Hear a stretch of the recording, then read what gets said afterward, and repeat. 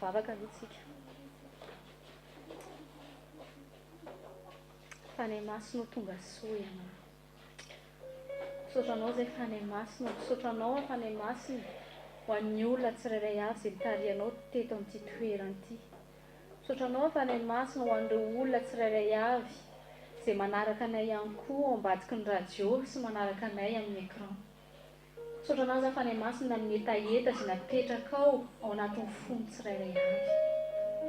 Nangatahako aminao fanahy masino sokafo ny fonay mba tena foa andray ny teny izay ho afafinao androany. Io ihany koa ny teny rehetra izay ho afafy androany fanahy masino. Tena teny hitondra vokatra, teny hitondra fanovana ao anatinay voalohany indrindra. Teny hitondra fanovana eo amin'ny fiainanay, teny izay hitondra fanovana eo amin'ny fiaina-tokantranonay, teny izay hitondra fanovana eo amin'ny mombanay iray manontolo. Satria ny antony ahatongavanay eto amin'ity toerana ity, ny antony mahatonga anay te eno ny teninao, dia te izay anakaiky anao, te izay anao ny sitraponao, te izay hitombo ny ao anatin'ny fahafantarana ny sitraponao marina. Misaotranao izao fanahy masina na fanavahanao anay tsirairay avy reto. Nesoronao izay ray eo teo anivon'izao tontolo izao, anka lasa natsanganao ho tonga olona masina noho ny rahan'i Jesosy Kristy zanakao izay nanasa anay, noho ny fananao masina izay mitoetra ao anatinay. Ataovy tsapanay tsirairay avy androany izany fanavahanao amin'ny fiainanay izany. Ny fanavahananay tsy ny arenanay, tsy ny diplômanay, tsy ny zavatra anananay na tsy anananay, fa noho ny fanananay anao fanahy masino, noho ny ranao sarobidy izay nalatsaka tao Kalvaria Jesosy io. Sarobidy aminao tokoa izay tsirairay avy reto. Fenoy hatrany ny fanatrehanao ity toerana ity, fenoy hatrany ny fanatrehanao izay tsirairay avy. Ampitomboy ny etaetanay anao, oka tsy hisy ny sakana ka tsy afahanay andray izany teny mamy avy any aminao izany ray io. Oka tsy hisy fieritreretana avy navim-panahy na tsy finoana ka tsy ahaizanay mandray an'izany teninao izany, ilay mana izay avy any ambony. Ilay sakafo, hozy izy ianao Jesosy eo, ny sakafoko dia teny rehetra izay voaka eny am-bavan'Andriamanitra. Sokafo ny vavanao Andriamanitra androany ary vokiso reto olonao avy amin'ny alalan'ny teninao. Vokiso reto zanakao, vokiso reto ondrinao Jesosy io, vokiso zahay, fanonanao zahay, mangetaetanao zahay. Oka tsy hisy asan'olombelona ho hita eto fa okatra ianao rery Jesosy no hita eto. Oka ianao rery no velona eo amin'ny fiainanay. Oka tsy izay intsony no velona fa ianao no velona ao anatinay. Oka tsy izay intsony no velona eo anivon'ny tokantranonay fa ianao no velona Jesosy avy any Nazareto. Ianao no mahafantatra anay tsirairay avy. Tsy afaka miafina izay Jesosy rehefa tonga eto amin'ny fanatrehanao. Tsy afaka manao masika izay, eny na dia mianjaika ary izay, eny na dia manao makiazy ary ny vehivavy Jesosy io, tsisy miafina aminao ny zavatra rehetra ao anatin'ny fonay. Ka androany izay fanahy masino, tsisy afeninay aminao fa sokafanay malalaka amin'ny fonay androany, te hiova izahay, te hitombo izahay. Tianay ianao faly fa tsy malahelo ao anatinay. Ampianaro izay hiaina fiainana tianao tsy tena sitraka ao. Amin'ny anaran'i Jesosy avy any Nazareta. Amen. Teneny eo akaikinao hoe faly mahita anao. Amen. Teneny izy hoe tena faly koa hoe manana anao. Amen. Satria ntsika tsirairay avy dia ankonana iray ao amin'i Jesosy. Izay mahatonga an'i Jesosy miteny hoe ny ankonako izy dia izay manao ny sitrapony raiko izay any an-danitra. Ny ankonantsika voalohany akaiky, tena akaiky antsika voalohany ny tena marina dia ny ankonantsika ao amin'ny Assemblée des Saints. Satria na tsy ny rahana olombelona no mampiray antsika fa rahan'Andriamanitra. za mahatonga antsika faly foana rehefa tafaray ohatr'izao sy faly tsika aloha voalohany indrindra hoentin'Andriamanitra eto amin'ny fanatrehana fa faly koa tsika mihaona fa fa raha ohatra ka misy firaita-po amin'ny tombo izany ka sorena mifankahita tena tsy normal izany assemblée tsy normal zany indray tsy ihaona amin'ny andeha hiangona ianao anaty tômôbila dia manazamy fisainana izany hoe manana rancœur amina frère na sœur en Christ. Tena c'est triste et c'est anti-biblique et c'est anti-constitutionnel raha azo teneny izany dans le royaume. Ianao andeha hihaona amin'Andriamanitra dia nefa ny olona hihaonanao tsy tianao. Tena manafa-baraka mihitsy izany. Gently izany mahavita mahay miaraka dia tsika ao amin'ny tompo ve tsy mahavita miaraka. Amen. Fa za mino fa tsy ao anatin'ny assemblée antsika izany ary izany moa tonga antsika mbavaka foana ny amin'ny hoe eto mbavaka foana ny assemblée. Satria raha fanahy masina no mampihodina ny fiangonana dia ny fruit de l'esprit dia c'est l'amour. Raha tsy ao fifankatiavana, tsy ao fifandeferana, mbola tsy manafony Jesosy tsika izany. Satria raha tsy amintsika ao amin'ny Kristy ary tsy mifampizaka, tsy normal izany. Izay ny tenen'ny fanahy masina anahy tamin'ny herinandro hoe ianao izy manana ny fanahiko, zaho izy ao anatinao, zaho izy l'Esprit Saint, je demeure en vous, je vous supporte, je suis saint et parfois aussi vous vivez contraire à ma personne et à ma volonté. Nefa izy Jesosy rehefa nomenanareo izy ny fanahy masina dia tsy miala aminareo mandrakizay. C'est-à-dire que même le Saint-Esprit il nous supporte. Dia ianao izy manana anahy, personne ne devait être insupportable pour toi aussi. Izay ny tenen'ny fanahy masina amiko. Misy fotoana zany ianao mivavaka dia hoe ihany ohatr'izany dia izy personne. Qualité voalohany takian'Andriamanitra en tant que berger, tout le monde doit être supportable pour toi. Izay ny tenen'Andriamanitra. Dia ahoana izy les secrets fitiavana. Ninona izy caractère-n'ny olona, je te donne la capacité de supporter tout le monde. Zany nampatonga ny Moïse, c'était l'ami de Dieu parce que Moïse a su supporter l'insubordination, ce qui ne devait être pas supportable pour un homme naturel. De caractère des enfants d'Israël, murmurer faune. Jamais, zanak'Israël mbola niteny merci Moïse. Jamais. Merci Moïse de nous avoir sortis d'Égypte.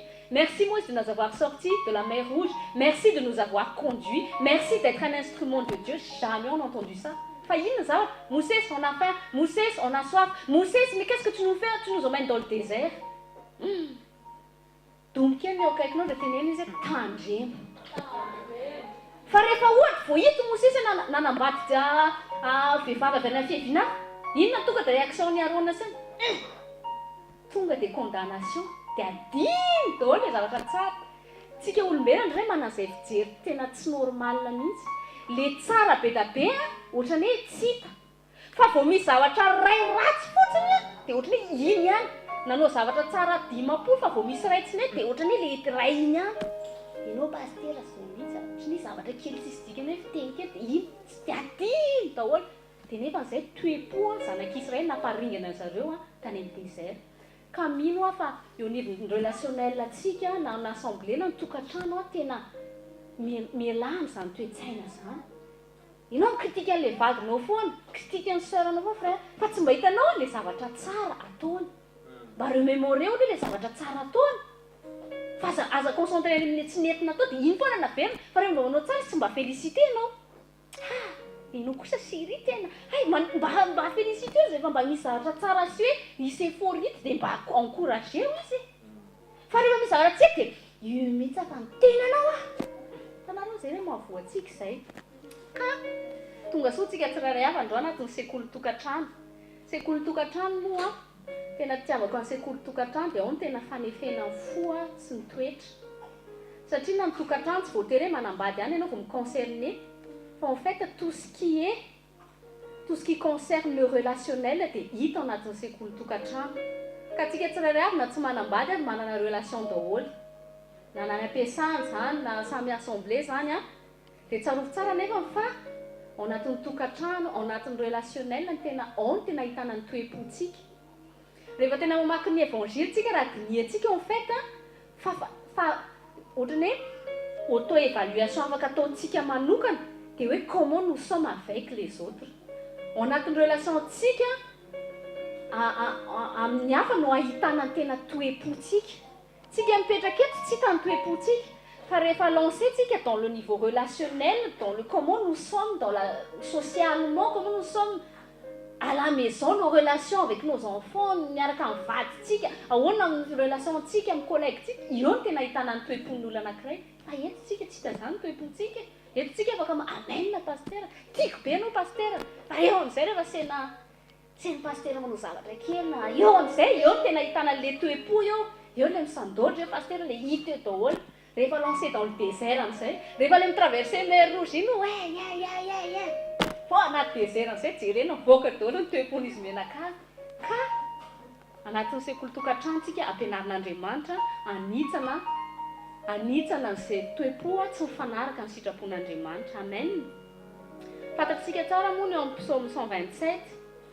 Le hoe si l'Éternel ne bâtit la maison, ceux qui la bâtissent travaillent en vain. Si l'Éternel ne garde la ville, celui qui la garde vain en vain.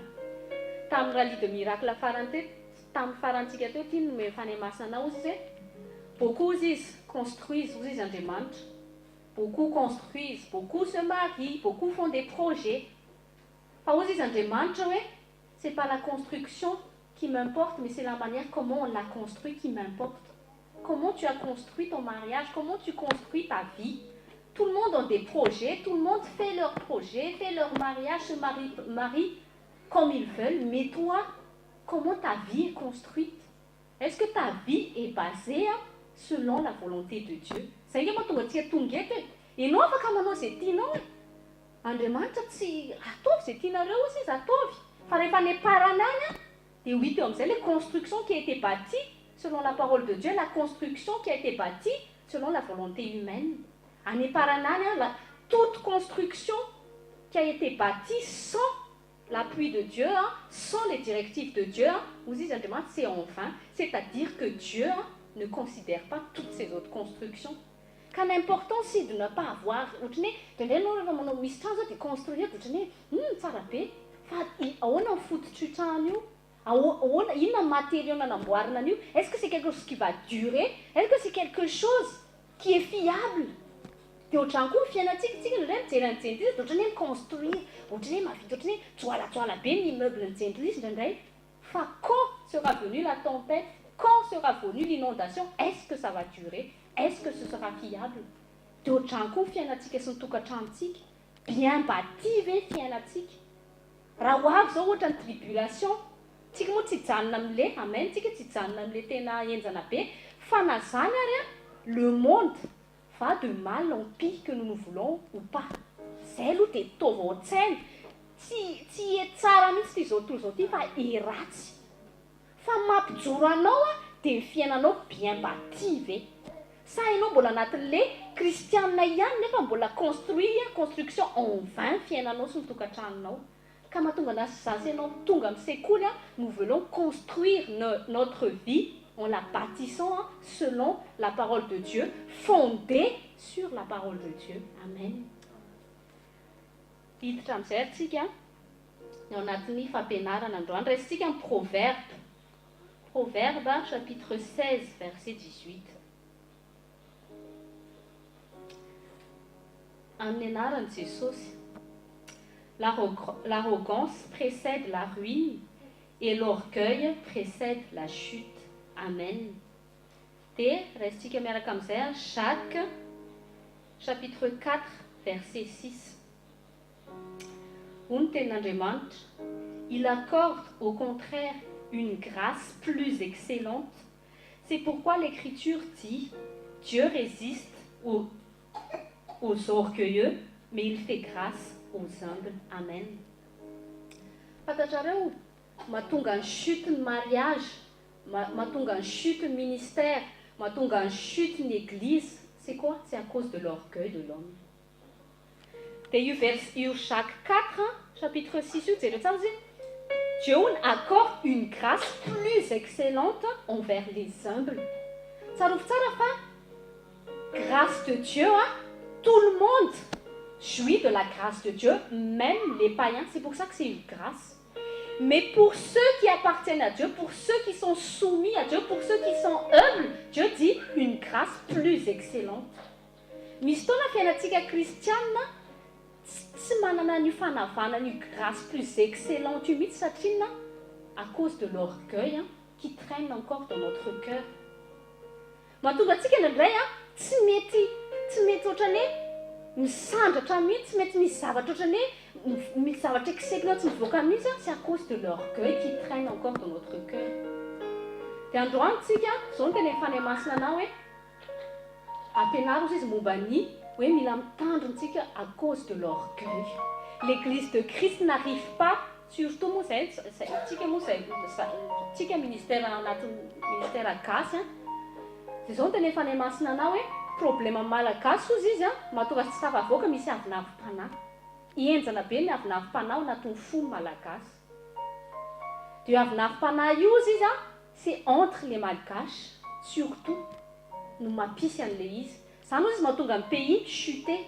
Zany izy mampatonga ny église de Christ sy ministère gasy tsy misy ohatrany hoe eny feno ny olona fa tsisy an'ilay vokatra ohatrany hoe zavatra tsisy an'ilay fruit bien mûr qu'on peut mâcher, que tu prends plaisir quand tu le manges.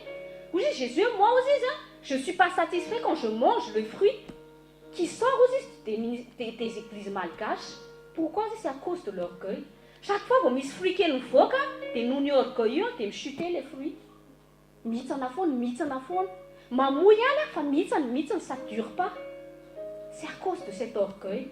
Androany tsika hanao auto-évaluation avy amin'ny alalan'ny fampianaran'ny tenin'Andriamanitra hoe comment détecter l'orgueil. Oui, voatady izy zay zavatra tonga dia foanana. Tsarofa tsara fa araka ny tenenin'ny pasteur atao tamintsika nanao intercession dia hoe any amin'ny proverbe misy hoe que celui qui est debout prenne garde. C'est-à-dire que l'orgueil tsy hoe chasenao izy androany dia hoe tsisy izao dia hoe sûr fa tsy hiverina mihitsy. Prends garde toujours. Garde-toi toujours. Vous dites, le psaume 127, celui où dit que l'Éternel, la ville que l'Éternel ne garde pas, c'est-à-dire que si tu ne gardes pas ton cœur avec la parole de Dieu, tafiditra foana l'orgueil. Tsisy olona zany ka hoe za tena olona miavaka mihitsy ka tsy possible azo anazy ny orgueil zany, non. Satria nanao nature humaine mihitsy ny orgueilleuse. Ka ianao raha tsy mitandrina tafiditra foana orgueil io. Raha tiantsika ahita élévation ny fiainantsika, raha tiantsika nahita ny gloire de Dieu ny fiainantsika, tandrema ny orgueil. Tandrema amin'ny orgueil. Ça c'est le début de la chute. C'est à cause de l'orgueil. Le pays malgache n'arrive pas à se relever à cause de l'orgueil, pas seulement des dirigeants, mais l'orgueil du peuple et surtout, c'est ça, l'orgueil de mon peuple. Parce qu'on ne montre pas l'exemple, on est orgueilleux. Androany tsy teny mihitsy hoe za aloha taty mirina tsy mbola nisy orgueil zany, non. Na za misy fotoana fa ka mila miambina foana, ny orgueil mora miakatra. Dia nefa rehefa misy vao soupçon d'orgueil fotsiny dia efa tsy lavitra ny chute, dia tsy miévolue mihitsy. Tsika manatanjona mba ta-hihoatra, mba ta-hitombo, fa tsy mety mihitsy misy blocage ilay izy, tsy manifester mihitsy izay grâce excellente izay satria misy orgueil. Mahatonga ny tokantranontsika indraindray tsy mety milamina, mahatonga ny vadintsika tsy mety miova satria noho ny orgueil. Androany tsika tena hijery akaiky ny dikany hoe ino moa ty orgueil ty. Raha tadiditsika nisy fotoana efa nampianatra ty tamin'ny émission Esprit et Vie, dia tamin'izay mitondra ny fanahy masina antsika dia tantaran'ny iza moa Élisée sy namana boka. Dia tamin'izay fanahy masina ny teny hoe source maladie ny lèpre ny namana, c'était en fait une maladie spirituelle qui était l'orgueil. Satria ny problème ny namana rehefa jerentsika ny tantara dia c'était un soldat, c'était un chef de l'armée qui gagnait toujours dans ses combats. Dia hatramin'ny peuple d'Israël ary niarovany armée. Dia izy ny hevitry ny tena be misy tao anatiny nefa ny Andriamanitra nefa nanome anazy victoire sy capacité izay nanaovany an'izay asan'izay.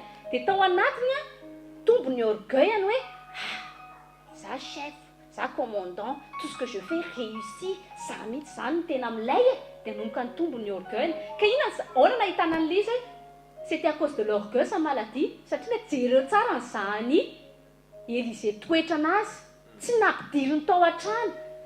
Ito ampianariko antsika foana ianao a rehefa miresaka amin'ny mpanompon'Andriamanitra manana foana fatakarana reto a.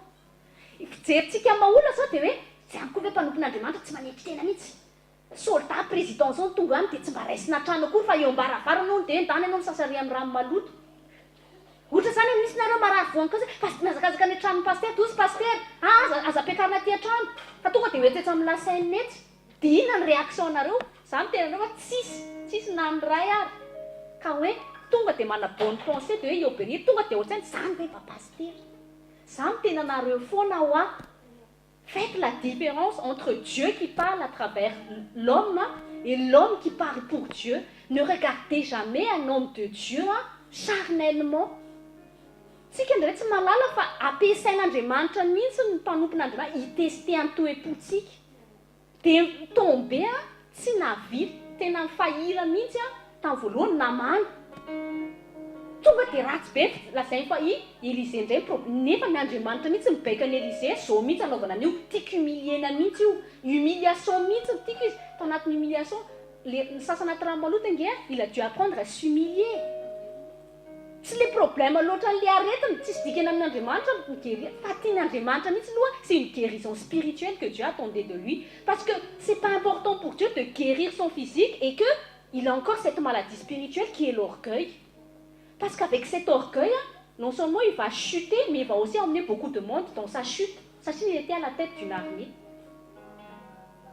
Quand tandremo tena akaikinao tandremo amin'ny orgueil. Amen. Tandremo za tena koa tandremo na za tena koa ary. Misy fotoana tandremo koa za rehefa miaraka amin'ny mpampon'Andriamanitra vady. Nenay ao tokantrano moa zany tena ohatrany hoe mila tena mitandra bebe koa ohatrany hoe zay sy pasteur onjy satria zay miaraka eo foana dia misy fotoana c'est le mari qu'on voit, c'est le beau-frère qu'on voit, c'est trop habituel. Dia misy fotoana quand Dieu parle à travers lui ou quand Dieu veut l'utiliser pour nous former de tsy mipasse les zavatra. Ça les bébés fa maliny ena kainao pasteur kainao koa le vady. Dia efa indray tsy fantatrao hoe tena tratra indray le ty kami misy fotoana tsy miteny asa misy fotoana rehefa miala dia menatra kilo mpandray Jesosy tenenao kena fona Jesosy tena tratra indray le ty. Dia efa ohatr'izay fa izy zay tsara c'était dans la bouche du serviteur que Naaman s'est ressaisi. Satria nanao satria ny cœur de serviteur humble zatra manompo. Fa Naaman zatra ny tompony.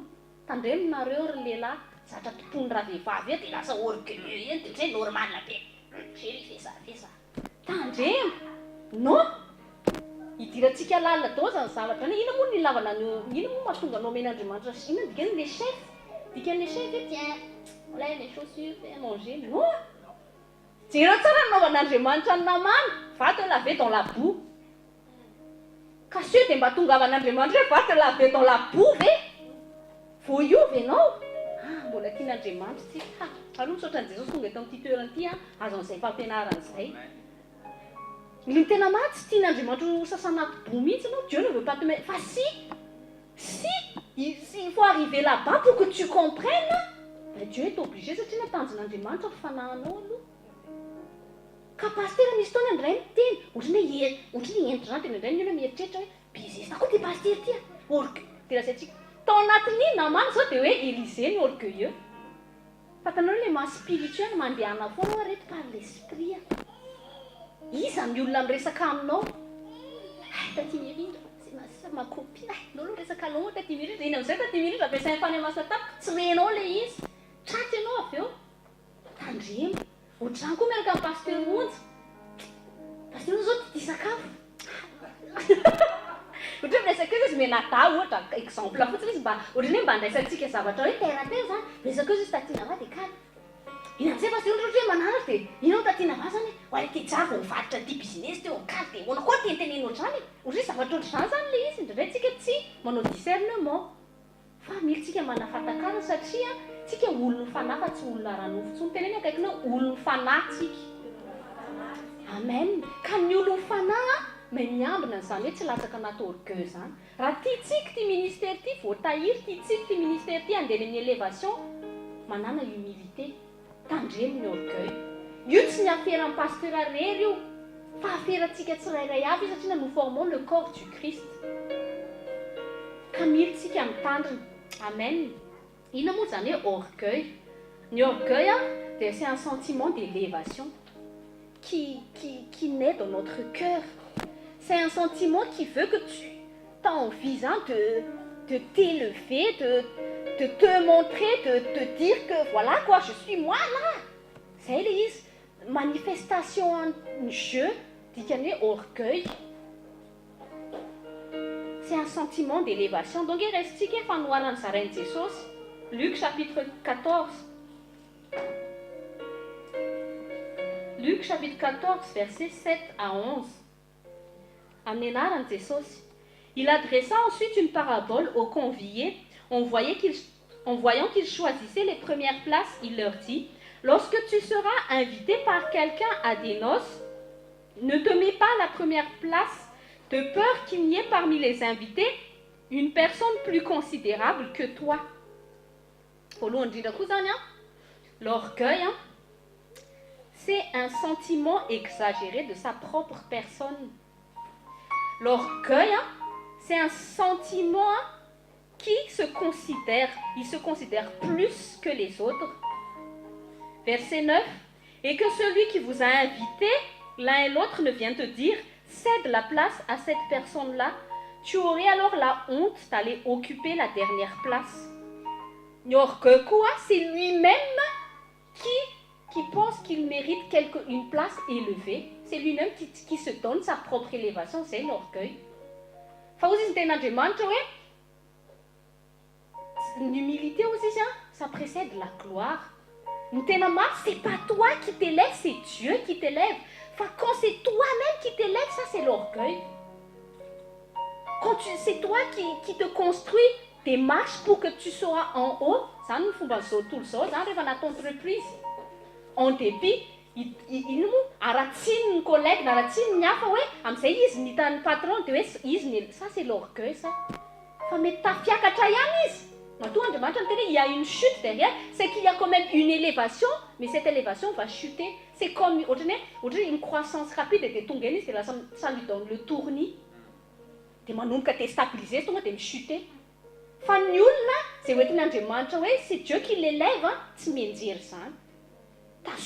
fait, c'est la main de Dieu qui le tient vers le haut. Et tu ne risques pas d'avoir les vertiges. Tu sais que c'est Dieu qui t'a emmené là-haut. Et c'est Dieu qui te tient là-haut. Et c'est Dieu qui te maintient à cette position. Quand la main de Dieu n'est pas là, parce que Dieu te met sur une position, sur une haute position. Et quand la main de Dieu n'est pas là, tu tombes. Des versets 10. Mais lorsque tu seras invité, va te mettre à la dernière place, afin que quand celui qui t'a invité viendra, il te dise: mon ami, monte plus haut, alors cela te fera honneur devant tous ceux qui seront à table avec toi. Car quiconque s'élève sera abaissé, et quiconque s'abaisse sera élevé. Quiconque voudra s'élever, c'est un sentiment qui a un désir d'être élevé. Les filles soi-disant poste supérieur à fond, un poste rien désir, c'est l'orgueil. Ny olona te ampiasain'Andriamanitra, olona manetry tena. Olona ohatra manao tena tsinitsinina mihitsy mikomansy an'izany hoe toepona serviteur. Zany ny olona fidian'Andriamanitra. Zany mahatonga ny olona diso be mihitsy hoe tena désirana ministère. Quoi désir de ministère? Pourquoi faire? Ça c'est de l'orgueil. Ny olona rehetra nampiasain'Andriamanitra anaty Bible tsisy nana désir zany hoe je veux avoir un ministère, je veux être apôtre. Non. Parce que Dieu a vu en leur cœur quelque chose. Oui, il est dans les cœurs de serviteurs. C'est ça. Un cœur humble, c'est un cœur de serviteur. On ne peut pas se mettre au service des autres si tu n'es pas humble. Parce que l'humble, c'est celui qui met l'autre en premier. Enfin, l'orgueilleux, ça l'insupporte, c'est insupportable pour lui de voir l'élévation des autres. C'est insupportable pour l'orgueilleux de voir qu'il y a quelqu'un qui réussit et pas lui. C'est insupportable pour l'orgueilleux d'avoir quelqu'un au-dessus de lui. Amen. Androantsika tiako mihitsy tena hoe mianatra an'izay ndao tsika tena anisan'ny assemblée dia ahafantarantsika miazo veken'ny mission. Reny ka manafanetreteny reny olona reny a. Izay mivavaka ao, olona tsotra, cœur simple, cœur humble reny olona reny. Izany tokony ahafantarantsika. Fa tsy hoe tahena hoe miaraka amin'ny pasteur Thomas Fatimindro bezesy zany ny olona mpivavaka ao. Non. Fa za tahena hoe ny olona mivavaka ao amin'ny azekela tsotra, doux, humble. Do hianatra an'izany mety efa nana degré d'humilité tsika fa za mangataka an'izay za te hitombo. Tsy amboarina ilay izy fa si à l'intérieur. Ça m'a tout dit qu'on a tenu en droit secret. Brise-moi, Seigneur. Quand je me prosterne, je dis brise-moi. Surtout, les fonctionnaires, c'est pasteur, mais il entend la peine, c'est ça orgueil. Dieu te donne une responsabilité où tu as tes gens sous ta responsabilité. T'es l'orgueil très facile. T'es là, tu m'as mon droit secret, c'est s'humilier devant Dieu. Tu dis qu'il y a un orgueil de ta fille. Tu dis qu'il y a Cassez-moi, tu as se prosterner, viens, brise-moi, Seigneur. Que le sentiment d'élévation ne possède pas mon cœur. Je refuse ce sentiment d'élévation. Je me rabaisse devant toi, Seigneur. Ça ne connaît pas aussi. Manina mon tena stian'Andriamanitra ny orgueil. Ny orgueil source à mal. C'était à cause de l'orgueil de Lucifer natonga ny péché sy natonga mal tafiditra. Io proverbe avakitsika io hainy kristiana tsara mihitsy io. Hainy mihitsy manao par cœur io verset io. L'orgueil précède la chute, l'humilité précède la gloire. Nefa nisa verset tsy hainy kristiana indrindra ny manatanteraka azy. Satria nahoana? Satria la mort de l'orgueil suscite la mort en soi. Quand tu es mort en toi-même, tu n'as pas d'orgueil. C'est pour ça l'amour, 1 Corinthiens 13, verset 4, l'amour ne s'enfle point d'orgueil. C'est l'amour de Dieu qui est en toi. Parce qu'il n'y a plus l'amour de... C'est la mort de l'amour de soi. C'est la mort de l'orgueil. Quand tu acceptes de mourir en toi-même, c'est l'orgueil qui meurt. C'est pour ça que l'amour agapé ne s'enfle pas d'orgueil. Parce que l'amour de Dieu, ça met toujours l'autre en avant. Dieu en avant, les autres en avant. Moi, j'ai pas besoin de me préoccuper de moi quand c'est Dieu qui s'occupe de moi. C'est Léis, quand c'est Dieu qui s'occupe de toi, pourquoi tu veux toujours que... L'important que Dieu te voit. Et non, mais ton administrateur, tu sais, tu pasteur, il était en pile-pitch. Ni son nul mety maransena ny azo vekely fa mena sara pasteur atao foana ataony affiche io. Désir d'élévation zany orgueilleux zany. Fa matoa zany ianao manazay fisaina zay tsy le Andriamanitra tsy hita maso mijerinao fa ny olona hita maso. Rehefa mbola mitady acclamation hoe tourne-toi vers moi, orgueil daholo zany. Fa c'est la mort en soi. Ataovao an-tsaina mihitsy la mort. Quand je meurs en moi-même, l'orgueil meurt en moi. Mais quand je refuse de mourir en moi-même, l'orgueil monte en moi.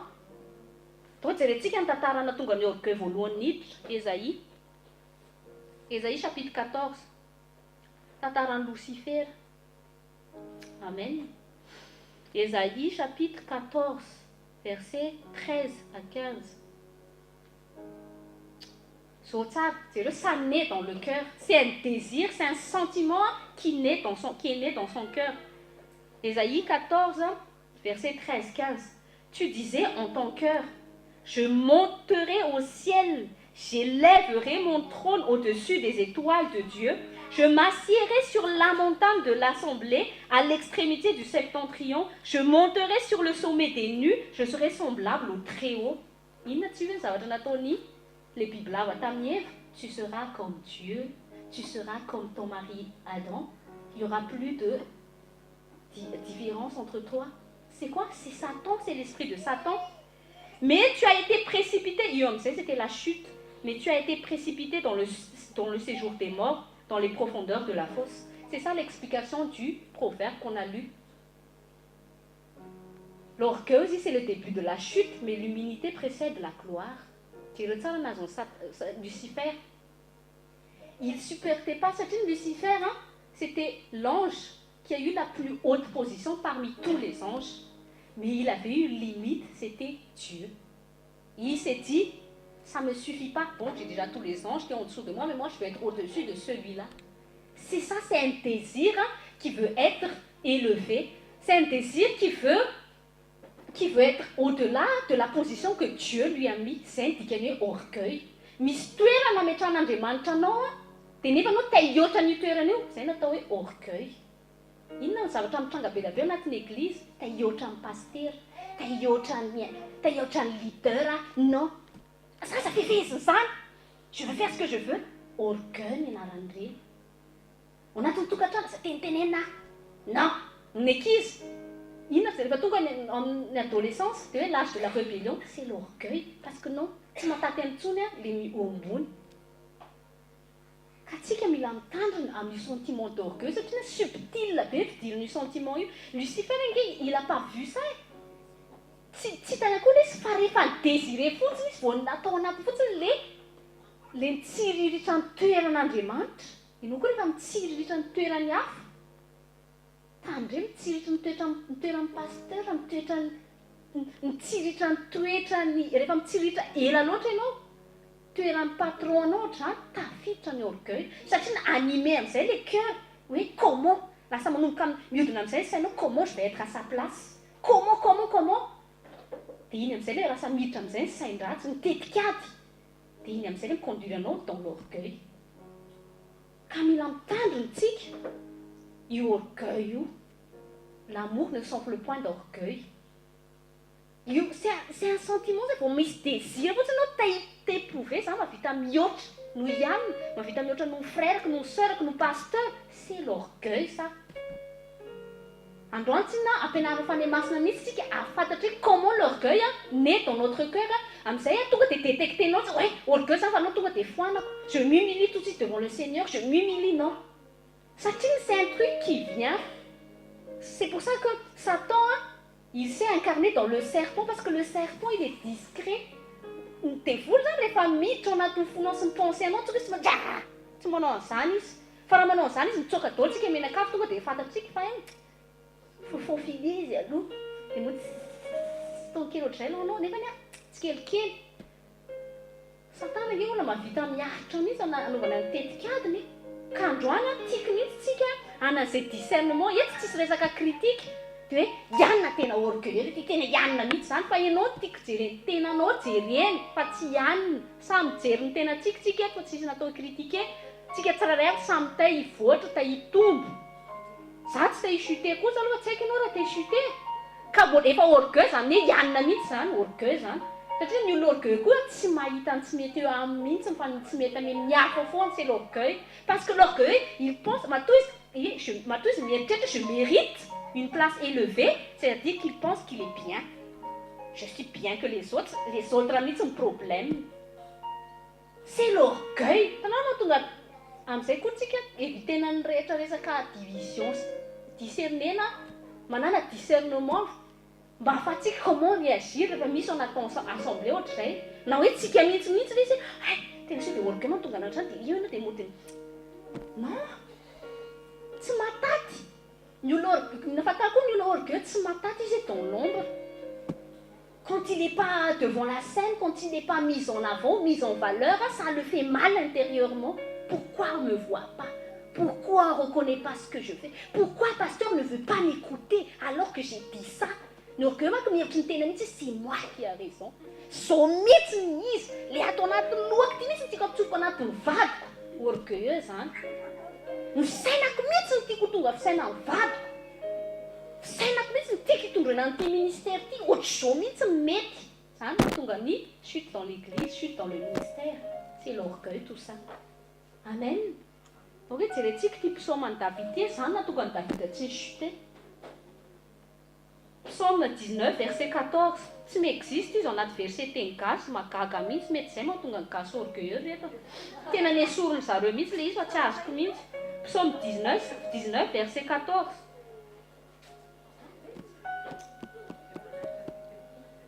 Où dit David, préserve aussi ton serviteur des orgueilleux, en version elle est Louis second zao zay fa amin'ny verset courant zao sady kokoa amin'ny verset anatin'ny Louis second zao ohatrany hoe protège-moi des gens qui sont orgueilleux fa amin'ny version courant sady kokoa ça concerne moi le izy ozy izy préserve aussi ton serviteur aussi du sentiment d'orgueil qui ne domine pas sur moi.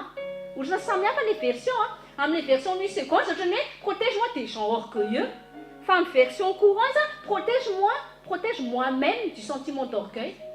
Tsy misy izy amin'ny teny gasy, je ne comprends pas. Tena eto ambavaka ny gasy misy tsy normal fa tsy misy izy anatin'ny teny gasy.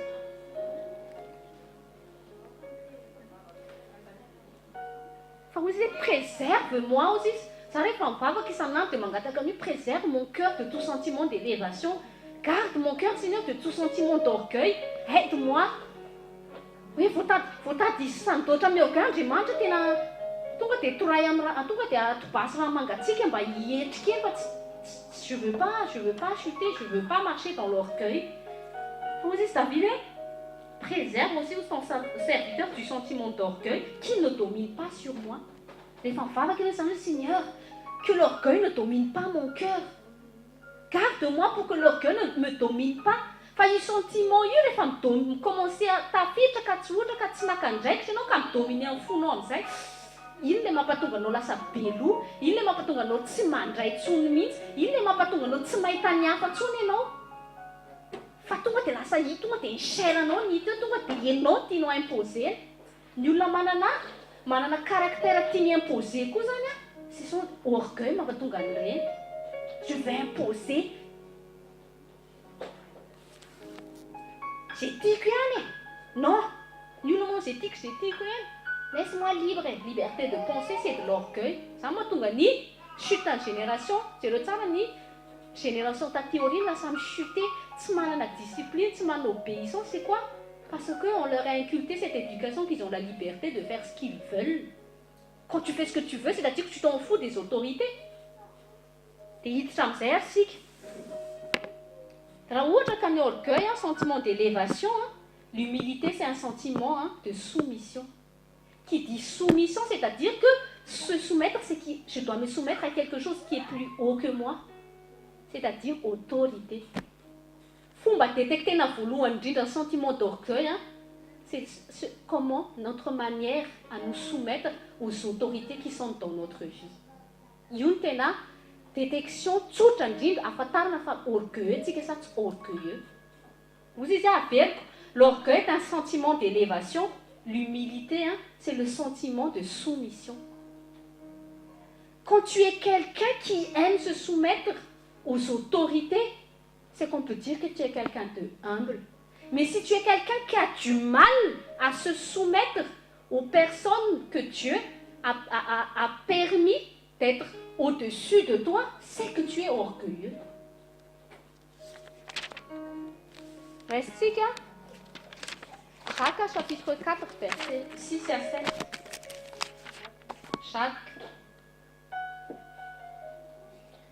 Jacques 4, versets 6 à 7. Il accorde au contraire, au contraire une grâce plus excellente. Dieu résiste alors aux orgueilleux, mais il fait grâce aux humbles. Misy grâce, misy fahasoavan'Andriamanitra tsy azonao mihitsy rehefa orgueilleux ianao. Ianao zany lasa mahaza le grâce ohatran'izao tontolo izao eny ihany. Zao tontolo izay misy grâce, salama ihany izy, mirenireny eny. Fa any amin'ny farany misy chute. Ahoana izy amin'ny teny gasy amin'ny 13?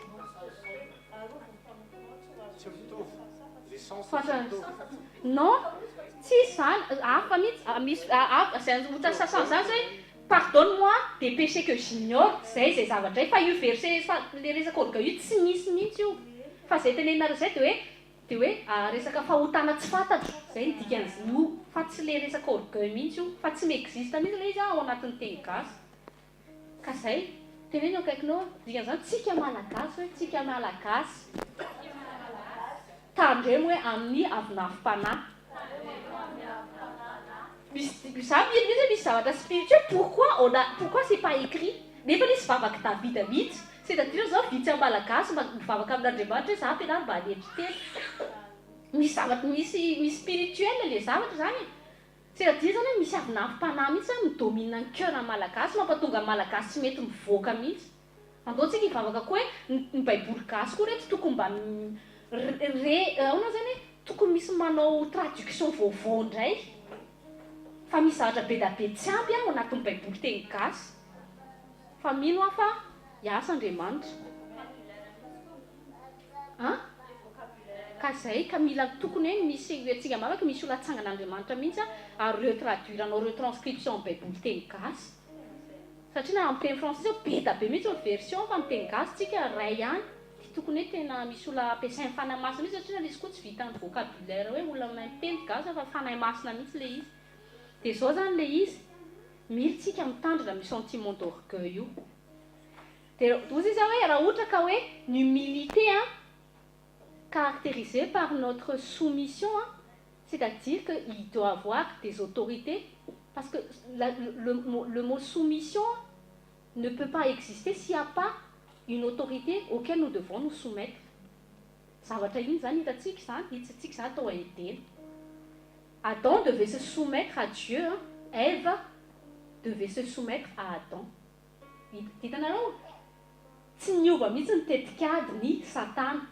Satria ny solo samy manana mihitsy c'est l'orgueil. Zay teneko anareo hoe mila mitandrina reto amin'ny orgueil. Tena mila mitandrina parce que c'est la source de tous les péchés, de tout mal. Rehefa tafiditra ny orgueil, vao midominer anao fotsiny ny orgueil, tu tombes dans le péché que tu le veuilles ou non. Io conduire anao any amin'ny péché, ça mahatonga ny guerre, ça mahatonga ny rivalité, ça mahatonga ny division satria l'orgueil te rend aveugle, tu vois plus les autres. Tu es aveuglé, tu ne vois que toi, ce qui est en toi, dans ta tête, qui trimballe dans ta tête, tu veux absolument réaliser ce qui est en toi et imposer ça à tout le monde. Tu ne vois plus Dieu, tu n'as plus les idées claires, tu n'as plus le cœur ouvert, tu n'entends plus le Seigneur. Parce que tu es concentré sur toi. C'est moi ton téléphone, à sa fangano vision, c'est ambition. N'a pas ta vision, tu as une paix, tu sais que c'est Dieu qui va t'amener là-bas. Fa nul ambition, qu'est-ce qui m'a venir c'est mes efforts, je dois faire comme ça, mais ça va m'attonguer. Qu'un ministère, l'église de Christ, tu ne conduis pas, tu ne diriges pas l'église, le ministère, comme tu diriges une entreprise. Non, c'est pas possible. Tu diriges l'église de Christ, le ministère, dans l'humilité, parce que c'est le Saint-Esprit qui te domine et qui te dirige. Ça m'a tonga tika ampianarina pasteur Tommy foana hoe misy fotoana tsika patienter aza maika. Une impatience aussi, c'est de l'orgueil. Parce que quoi, tu n'arrives pas à attendre les directions de Dieu. Tu veux absolument faire de toi-même de mes efforts. Impatient, tu mets des fates, tu mets ça fait maintenant, tu fallait ici. Tu te soumets à Dieu, tu acceptes. Tu dis que Dieu va le changer. C'est là en psaume 131, David. Je ne me préoccupe pas aussi des choses trop élevées pour moi. Si que ça, comme se préoccuper, j'ai élevé, quoi? T'es orgueilleuse, hein? Je laisse à Dieu aussi ce qui appartient. Qu'est-ce que Dieu attend de moi? Je dois juste lui obéir. C'est ça, David a une onction. Après à l'âge de 17 ans, tout en 40 ans, il se retrouve au trône. Fa-tu nahazo onction sy dia eo amin'izay efa men'Andriamanitra na mihitsy le vision. Bon, hiezaka mihitsy vonoko daholo ny olona rehetra pour que j'accède rapidement au trône. Fa qu'est-ce que Dieu a fait? Dieu l'a oint à 17 ans, mais Dieu l'a d'abord brisé avant d'arriver sur le trône. Pourquoi? Justement pour empêcher cette chute que Saul a commis. Saul manko tonga dia nomena toerana. Iny amin'izay nanomboka ny sekiseka amin'izay bainy. Tsy mila Samuel atsona raha zany koa hoe tsy vitako e. Ino ny zavatra hita zany ampiangonana? Pasteur koa hoe izy foana endrasana voanao e. Pasteur tokony zao mihitsy nataova. C'est l'orgueil qui monte, qui commence à dire que celui qui est au-dessus de moi n'est pas apte, mais moi je suis apte. Ça c'est de l'orgueil. Moi si j'étais à sa place, j'aurais mieux fait. Ça nazona Ronas Myriam. Ça mette Andriamanitra choisissait, c'est non mais ça capable quoi. C'est toujours facile de dire à quelqu'un quand tu n'es pas à sa place que tu aurais pu faire ça, tu n'es pas à sa place. Alors ne dis pas aux gens ce qu'ils doivent faire, surtout les autorités qui sont au-dessus de... Fa vao misy an'izay fotsiny latsaka ao anatin'ny sainanao, orgueil zay. Resaka an'izay ny mpandrina, zay vazo misy fotoana efa nifona amin'izany, izy tamin'izao tsy mety zany. Tena mety tokony hanao zao un pasteur asy. Non. Non, on n'a pas le droit parce que c'est pas toi que Dieu a donné la fonction. Faïendrena humilité. Seigneur, je prie pour tes serviteurs, accorde-leur l'intelligence et la sagesse pour qu'ils dirigent ton église selon ta volonté. Soutiens-les, Saint-Esprit, que tu sois leur aide, leur précieux conseiller. Tsy anjaranao mihitsy miresaka ny ananty hoe tokony ohatr'izao. Tsy nety mihitsy ny ataon'ny paster, tsy nety nataony aminy, tsy nety nataon'ny président Hollande. Non, dinonao le critique. Be da be zao critique an'i Donald Trump. Non. Izy nametraka Nebukadnezar teo ho roi, c'est Dieu. Donc quand tu critiques cet homme, c'est Dieu qui accorde toujours la place de toute autorité sur terre, que nous le voulons ou non. Et la fonction que Dieu donne est indépendamment de son caractère ou de son mode de vie. Quand tu critiques cette personne, quand tu critiques une autorité, c'est que tu critiques le Dieu qui lui a donné cette autorité. Tu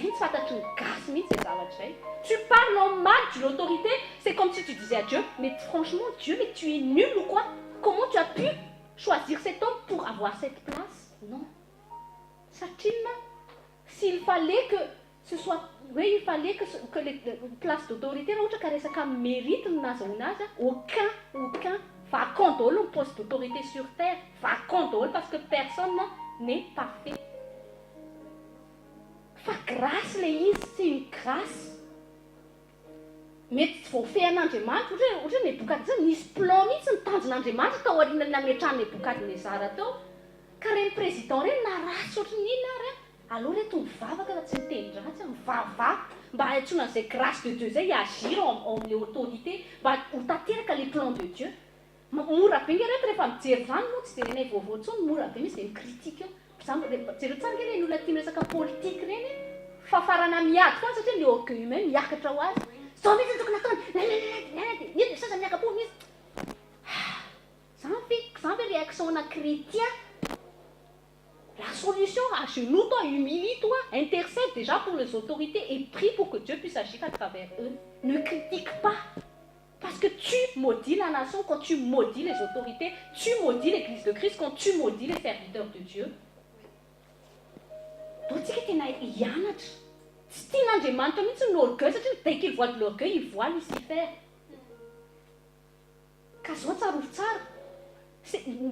Se soumettre, ça, c'est-à-dire, tu dois toujours te soumettre aux autorités qui sont au-dessus de toi. Ça sert à quoi les autorités? Les autorités, c'est comme un cadre que Dieu met dans ta vie. Qu'importe, on ne juge pas.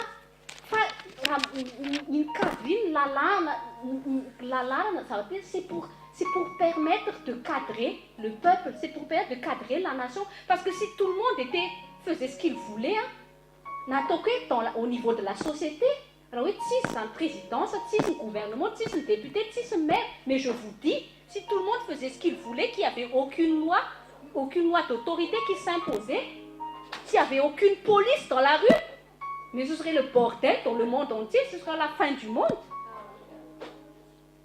Et non, c'est arrêté la police à la crève en angalatra. Et non, ma fatatra en tatara-pian'ny police iny pangalatra koa ripo. Et il est arrêté il a l'autorité. Il a le droit de t'arrêter parce que tu as volé. Tu n'as aucune excuse de dire je refuse que tu m'arrêtes parce que je sais que toi tu as volé à côté. Il a le droit parce qu'il a la fonction d'autorité. Tu dois te respecter. Qu'importe ce qu'il a fait derrière, tu dois parce qu'il a l'autorité. C'est normal. Faut que c'est difficile à avaler. C'est Dieu qui a donné cette fonction. Tiens, tu as pas d'excuses, une erreur. Tu es pasteur, mais non, pasteur, tu m'as l'angalatra. Alors, nous sommes en demande, tu n'as pas de mandena. Pas nous en demande, tu m'as l'angalatra des faux, un pasteur, Rodolphe, maman Viviane, n'angalatra, na brave, na rocha volan'olona, tsy mbola na za manokana personnel na feon'olona manodidina mbola tsy nare. Fiera mihitsy amen'Andriamanitra ray aman-dreny ohatr'izany. Fa ataoko hoe na misy mpanompon'Andriamanitra latsaka anatin'izay kanefa l'autorité ambonao, tu ne juges pas, tu ne dis pas mal de ton autorité.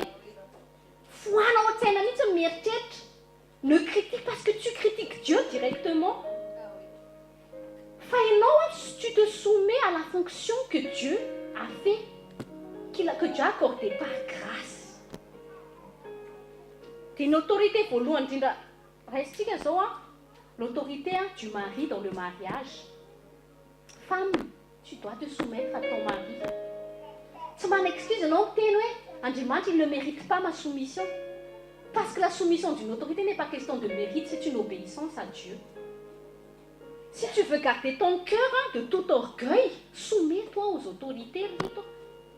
C'est comme ça qu'on garde notre cœur de l'orgueil. Zany sao n'Andriamanitra tsy manana ray aman-dreny am-pinoana mahasamy teny anahy, mahasamy teny anay mivady rehefa tsy mety, miteny henitra sy masika. Soa ihany, satria na misy fotoana le tadiakatraka rehefa milevelatra ne za konge manontolo pasteur tokony tsy miteny amiko intsony hoe dia misy ohatrany misy tedanao zany. Fa avy eo saotra n'Andriamanitra hoe eo tena zany mamiko ny ray aman-dreny, tiako ny ray aman-dreny, sambatra. Jerenareo nge l'église de Christ gasy mahatonga ny hoe tsy misy ny soumission sy lasa orgueilleux parce qu'on laisse les brebis faire ce qu'ils veulent. Ah, toi tu viens d'arriver, bon, te dans ce poste. Tanareo animena mihitsy le orgueil dia avy eo gaga avy eo satria na on laisse, on cadre pas les brebis, on les cadre pas. Satria na inona? Satria qu'est-ce qui anime qui parfois le problème des serviteurs parce qu'ils veulent plaire. Un homme de Dieu n'est pas là pour plaire au peuple, il est là pour plaire à Dieu avant tout. Fa ianao vao milatsaka te plaire aux autres, c'est l'orgueil satria te azo applaudissement. Dia ianao raha ianao nieno ny monomonony église dia hoe zay nitondranao église io fa t'es foutu je te dis. Ka hoe ianona tsy faly am'ry dia andeha satisfaire indray aloha. Dia ina zavatra lasa ataon'ny mpanompon'Andriamanitra mba hahatonga le olona tsy alao am-piangonana mena poste. Zay foana mengasy mena poste. Ndany tonga dia dianina de louange, ndany ianao tonga dia olona vao tsy fantatry na tena mena pilipitra. Dia iny tia le cher mihitsy aïe. Zany no mahatonga ny orgueil dans l'église. Plus on finalement jerena ny jeune tera-baobao be dabe reny. Non, Dieu est mon autorité suprême. Mais si vraiment Dieu est ton autorité suprême, donc tu dois te soumettre à Dieu. Et qu'est-ce que c'est? Et se soumettre à Dieu, c'est se soumettre à ses commandements. Et se soumettre à ses commandements, c'est que tu dois te soumettre aux autorités. Quand tu défies les autorités, tu défies le commandement de Dieu. Donc ne me dis pas que tu te soumets à Dieu. C'est de l'hypocrisie. C'est dans la Bible. Zany anarantsika foana reny jeune reny. Zany nampianarin' Jesosy anahy. Si tu veux un jour, ozy izy nitenin'Andriamanitra hoe fais aux autres ce que tu veux que les autres fassent pour toi. Si un jour izy mbola tsy nisy resaka tena hoe resaka assemblée akory zay tamin'izany, zay koa nisy nampahevy anahy. Ozy izy nitenin'Andriamanitra zay tonga na hoe tombo fidélité koa amin'ny ray aman-dreny karotonoana. Ozy izy fa Andriamanitra nantsy si un jour ozy izy je vais t'appeler ozy izy à être un jour être une mère, une bergère. Si tu veux ozy izy que les brebis t'honorent et que t'aimes, commence déjà à être une bonne enfant avec ta propre mère. Si un jour tu auras un ministère, commence à être fidèle et soumis à tes pasteurs maintenant si tu veux que ton ministère il sera bien basé plus tard. Ils ont une autorité au bout. Iza ny autorité ambonao. Zany no mahatonga ny reny olona be miady ty. Zany tena akaiky ny pasteur, zany ty. Za zao le lazay pasteur fa ambony. Orgueil daholo mampatonga ny reny e. Soumets-toi, c'est tout. Fa zavatra rehetra ataontsika misy impact ho an'ny hoavy daholo. Si tu veux un jour que tes enfants t'aiment, toi commence déjà à honorer. Avant d'être un bon parent, commence à être un bon enfant. Avant de désirer être un mentor, commence à être un vrai disciple d'abord. Ne sois pas pressé toujours sur les postes, sur les nominations. Là où Dieu t'a mis la position où tu es, comment tu es sous tes autorités. Mais si tu as une autorité, mais commence déjà à te soumettre d'abord à l'autorité dans ta vie. C'est Dieu qui t'élèvera ensuite. Le but n'est pas d'avoir de l'autorité. Fa mahatonga ny olona te hanana autorité, c'est l'orgueil. Ny olona humble tsy mitady autorité zany. La seule autorité dont tu dois désirer, tu as l'autorité sur les démons. Ça suffit largement. Dieu t'a hitondra antsika any amin'ny gloire fa raha ny gloire animba antsika tsy maiky Andriamanitra. Tsy maiky izy. Ozy izy Andriamanitra non. Fanao navoan'ny Lucifer. Meko toerana avo izy. fa inona zavatra anatiny omena an'ity ozy izy dia aveo izy tahaka an'ity ka le tena marina tokony tsy désiranao mihitsy Andriamanitra no tokony désira mameno ny fonao ka tandremo io orgueil io anatin'ny tokantrano zany tsy resaka ny soumission une personne d'autorité on se soumet pas à la personne d'autorité par mérite parce que raha ohatra ka hitanisany devoany eo landy ka raha tsy tokony tsy tay se soumettre à mihitsy fallait je me soumets aux autorités parce que je veux me soumettre au commandement de Dieu. C'est pour ça que Paul dit faites toute chose comme pour le Seigneur. Donc quand toi, femme, tu te soumets à ton mari, c'est que tu le fais pour Jésus. Tu ne regardes pas l'homme, tu ne regardes pas la personne, tu ne regardes pas sa manière de vivre. C'est pas à cause de ton jugement que tu vas te dire je vais me soumettre ou pas. Non, c'est parce que Dieu l'a donné cette position d'homme, chef de famille, chef de la femme. Je me soumets à cette position, à cette fonction. Je donne valeur, j'honore la fonction que Dieu a mis. C'est tout. Ce n'est pas question de mérite ou pas mérite.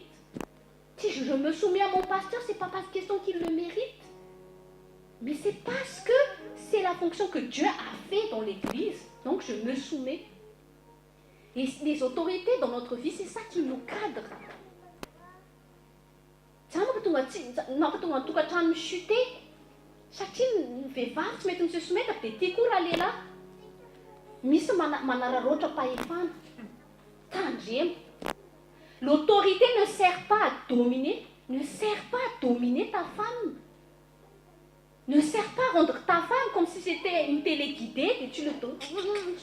Non, ta femme a aussi le Saint-Esprit, c'est l'enfant de Dieu. L'autorité sert à protéger. Dieu a donné l'autorité pour protéger et non pour dominer. Mais à cause du péché, l'homme avait dominé sur la femme. Parce que le mal a pris cette autorité pour utiliser à de mauvaises choses. Vaky le izy. Zero, Lucifer a onction. Ozy mamadrozy onction mimishaka ozy men'Andriamanitra azy. Dia inona nampiasainy rehefa nomen'Andriamanitra iny autorité zany menanazy zany iny puissance sy onction iny fa rehefa tonga ratsy izy dia lasa nyutilisena amin'ny ratsy zao zavatra nampatonga anazy namorona ny monde zao. Nampatonga azy lasa prince du monde. C'est une puissance, le diable a une puissance. Sinon, il ne pourrait pas manipuler tout le monde, tout un monde, toute une humanité. Il ne pourrait pas manipuler la guerre, il ne pourrait pas manipuler l'argent, l'économie, la politique, parce qu'il a une puissance. Mais toi, quand tu es en Dieu, Dieu te donne sa toute puissance. C'est-à-dire que tu as une autorité maintenant sur la puissance du diable, que c'est pour ça quand on prononce dans le nom de Jésus, même le diable ne peut rien faire, parce que le diable doit se soumettre à toi, pas à toi, mais au Jésus qui est en toi. Fa tonga izay autorité divine tsy mivoaka izay kosa satria antsika refusé de se soumettre amin'ny autorité napetrakan'Andriamanitra eo amin'ny fiainantsika. Car nous devons nous soumettre pour ne pas laisser l'orgueil dominer notre cœur. Tandremo lehilahy manaratra pahefana. Ton autorité ne sert pas à ce que tu cherches à imposer tout le temps tes idées à ta femme. L'autorité ne veut pas dire que ta femme n'a pas le droit, n'a pas le mot à dire. C'est pas ça, c'est pas ton esclave. Les esclaves n'ont pas leur mot à dire, ta femme est ton aide. Donc tu dois apprendre à l'écouter. Femme problème à l'éla pédapeco, ma tu vas se soumettre parce que la manière comment tu la traites provoque la rébellion chez elle. Mais l'autorité cherche tout d'abord à cadrer ta famille, à cadrer ton foyer, à sécuriser pour faire que le mode de vie au sein de la famille soit en harmonie selon la volonté de Dieu. Car un homme et une femme qui connaît la volonté de Dieu, femme, soit si tu es en Christ, la soumission n'est pas un problème quand tu sais le secret. Et nous avons l'histoire. Là où je les fais, il y a une autorité supérieure à nous, c'est Dieu. Amen, Andriamanitra, nous n'avons pas campé, Andriamanitra. Atena tsara ny sitraponao tokoa ty dia ahoana fa raha ohatra ka mbola misy zavatra idée hoe tsy mifankahazona ireo vady fa mbola le lehilahy manana idée, bibliquement parlant, tu dois te soumettre à l'homme. Tu dois tsy vita mibelo mihitsy ty resaka ty, c'est un principe spirituel. Raha tianao ambinina ny tokantranonao mila miobéir an'izay spirituel izay. Limite du moment que ça ne sort pas du cadre de la volonté de Dieu. Ohatra, ny teny ny vadinao, ianao tsy tia hivavaka mihitsy. Ça, c'est l'esprit de Lucifer qui cherche à t'empêcher à vouloir mettre l'homme au-dessus de Dieu. Enfin, tant que c'est encore, oui, que ça entre encore, oui, ça ne sort pas du cadre de la volonté de Dieu, les oui, décision, les tu dois te soumettre même si tu n'es pas d'accord. Se prostituer, soumets-toi. Soumets-toi. C'est comme ça que tu vas le sauver. C'est comme ça que la grâce excellente va se manifester dans ton foyer quand tu acceptes. C'est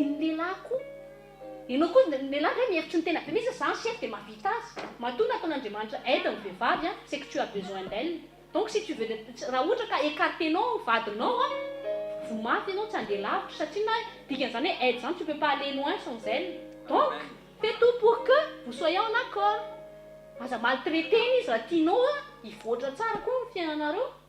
Il faut que je suis le chef. Non.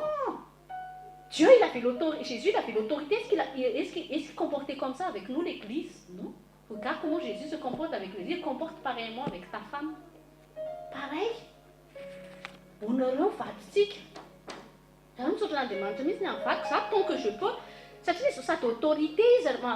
Mari, mais c'est une autorité spirituelle aussi parce qu'il est mon pasteur. Donc, moi, tant que je peux, moi, tant que je peux, moi, j'honore mon mari. Publiquement, ça quand je l'honore la grâce de Dieu qui agit en lui. C'est comme ça aussi qu'on se saisit.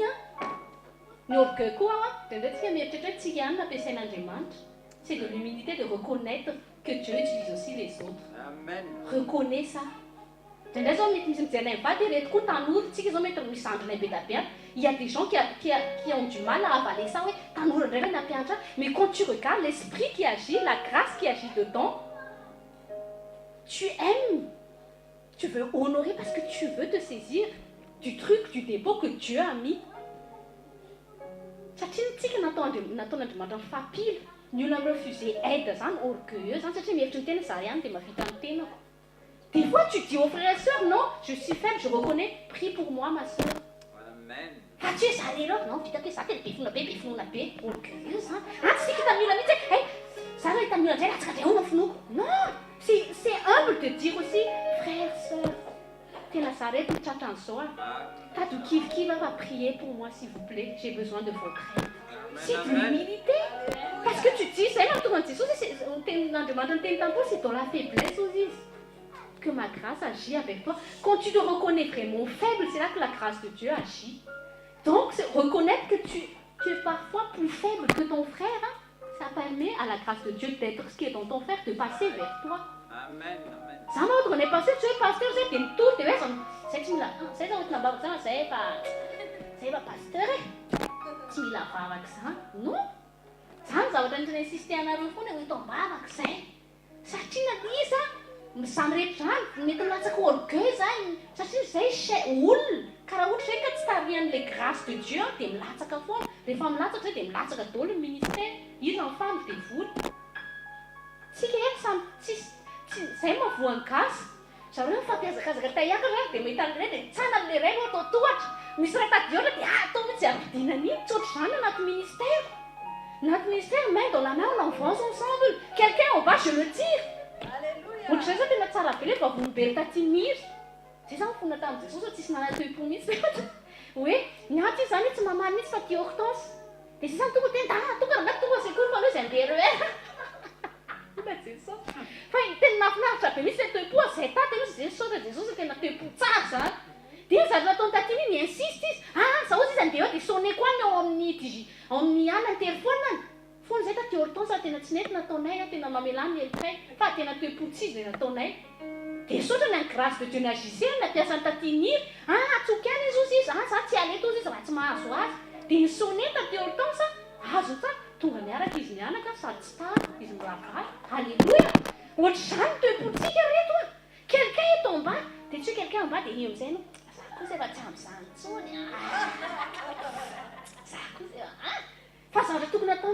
je me descends, je m'humilie, je vais prier pour lui.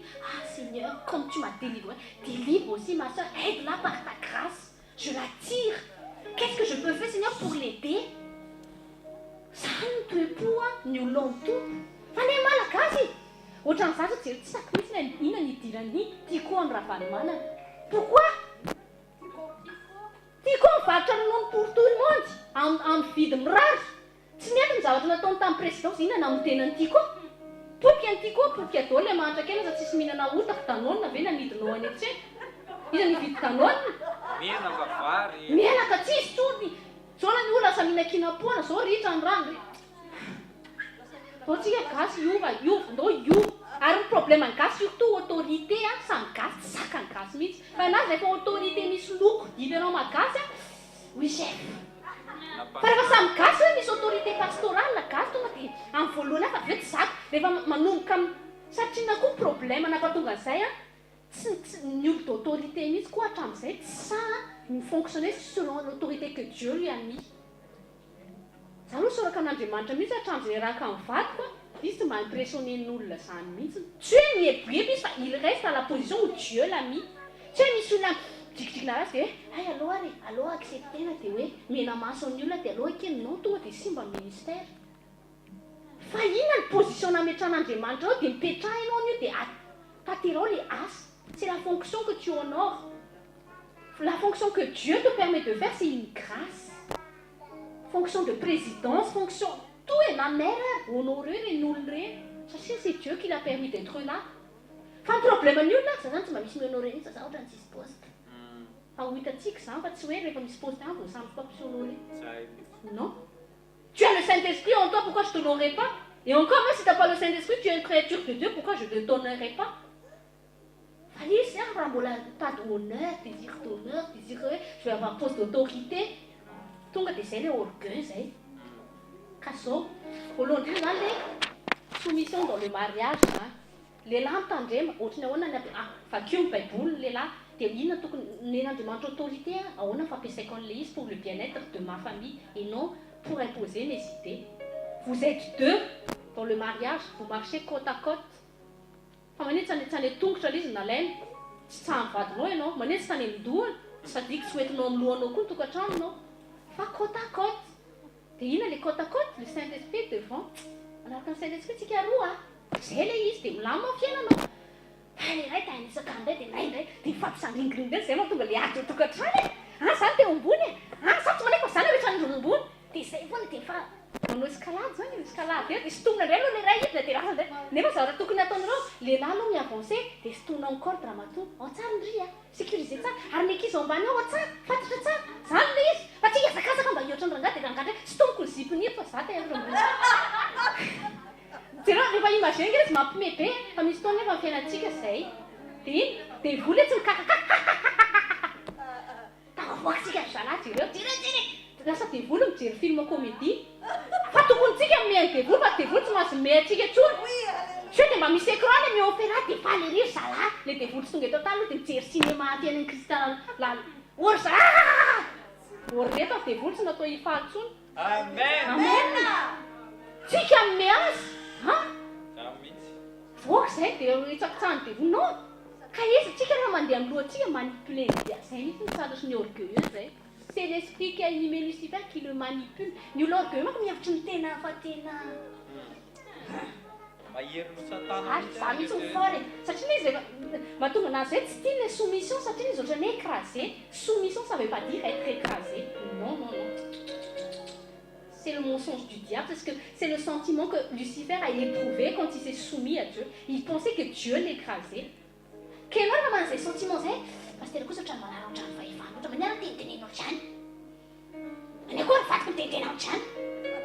c'est l'orgueil là. Tu es écrasé, non? Si tu connais ton identité en Christ, non, personne ne peut m'écraser. Moi, j'écrase la tête de Satan. Qu'importe. Si les gens me mirent, je m'en fous. Moi, je sais qui je suis en moi. Ma valeur, c'est le sang de Jésus, le Saint-Esprit en moi. Ce problème, c'est ton là, ce problème, c'est le Saint-Esprit en moi qui agit, il fait ce qu'il veut. Je lui fais confiance. Qu'on me respecte ou pas. Ça c'est bon. Dans le mariage, ça. Soumission, autorité. Deuxième autorité, Autorité spirituelle, efa resaresa akoatinareo ihany ty teny ty vao hitako tamin'ny herinandro.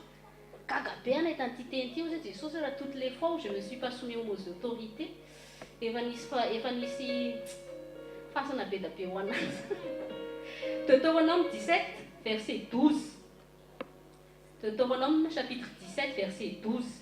Au nom de Jésus, l'homme qui, par orgueil, n'écoutera pas le sacrificateur placé là pour servir l'Éternel ton Dieu, ou qui n'écoutera pas le juge, cet homme sera puni de mort.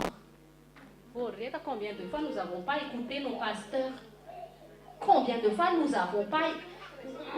Ohatrany taisirety be ilay zany efa misy directive omeny pasteur oleta efa elatsika maty daholo. Resaka hididy iray io fotsiny a, efa elatsika tokony maty. Juge zany ohatrany hoe président ihany koa. Combien de fois nous avons critiqué le président Hollande? Combien de fois nous avons dit en mal des dirigeants malgaches? Combien de fois nous désobéissons aux hommes de Dieu, aux serviteurs de Dieu? Nous méprisons les hommes de Dieu, les serviteurs de Dieu que Dieu a mis dans notre vie. Et pas maty daholo tsika menakavy. Tovy tapisako an-tsainao mihitsy io verset io. Tonga anao teny an-tsainao orgueil tsony.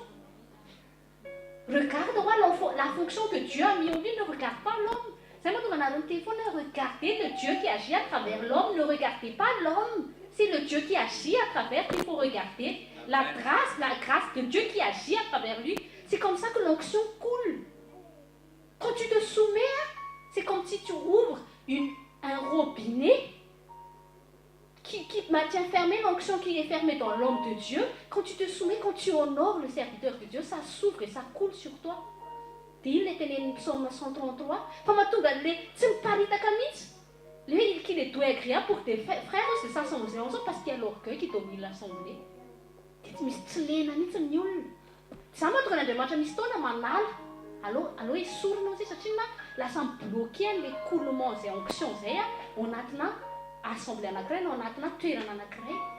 Karaha tiatsika hikoule fahasoavan'Andriamanitra. Tiatsika hikoule les grâces de Dieu mahatonga n'Andriamanitra ny établirany mpanompony dao tsika soumettre fotsiny, honorer les.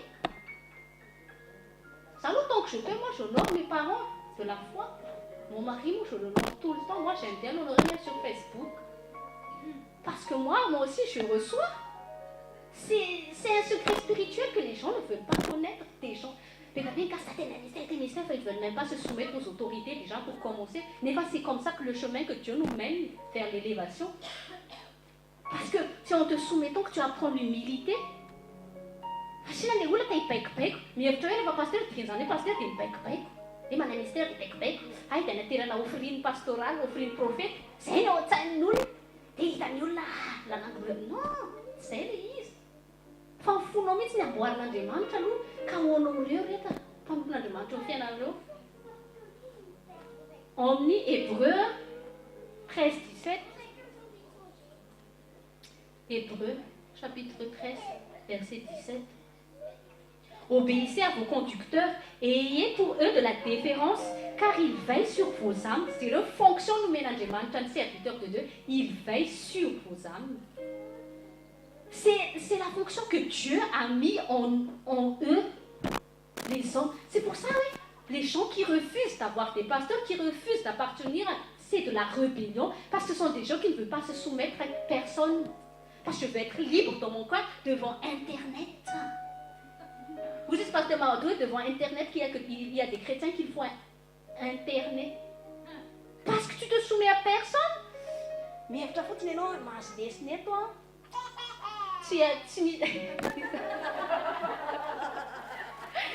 Que non, devant Internet, c'est prouvé que non. Et non, chef, non. Internet, on va comme éprouver, non. Internet, on va comme diriger son pays. Que non, ils sont rien maintenant.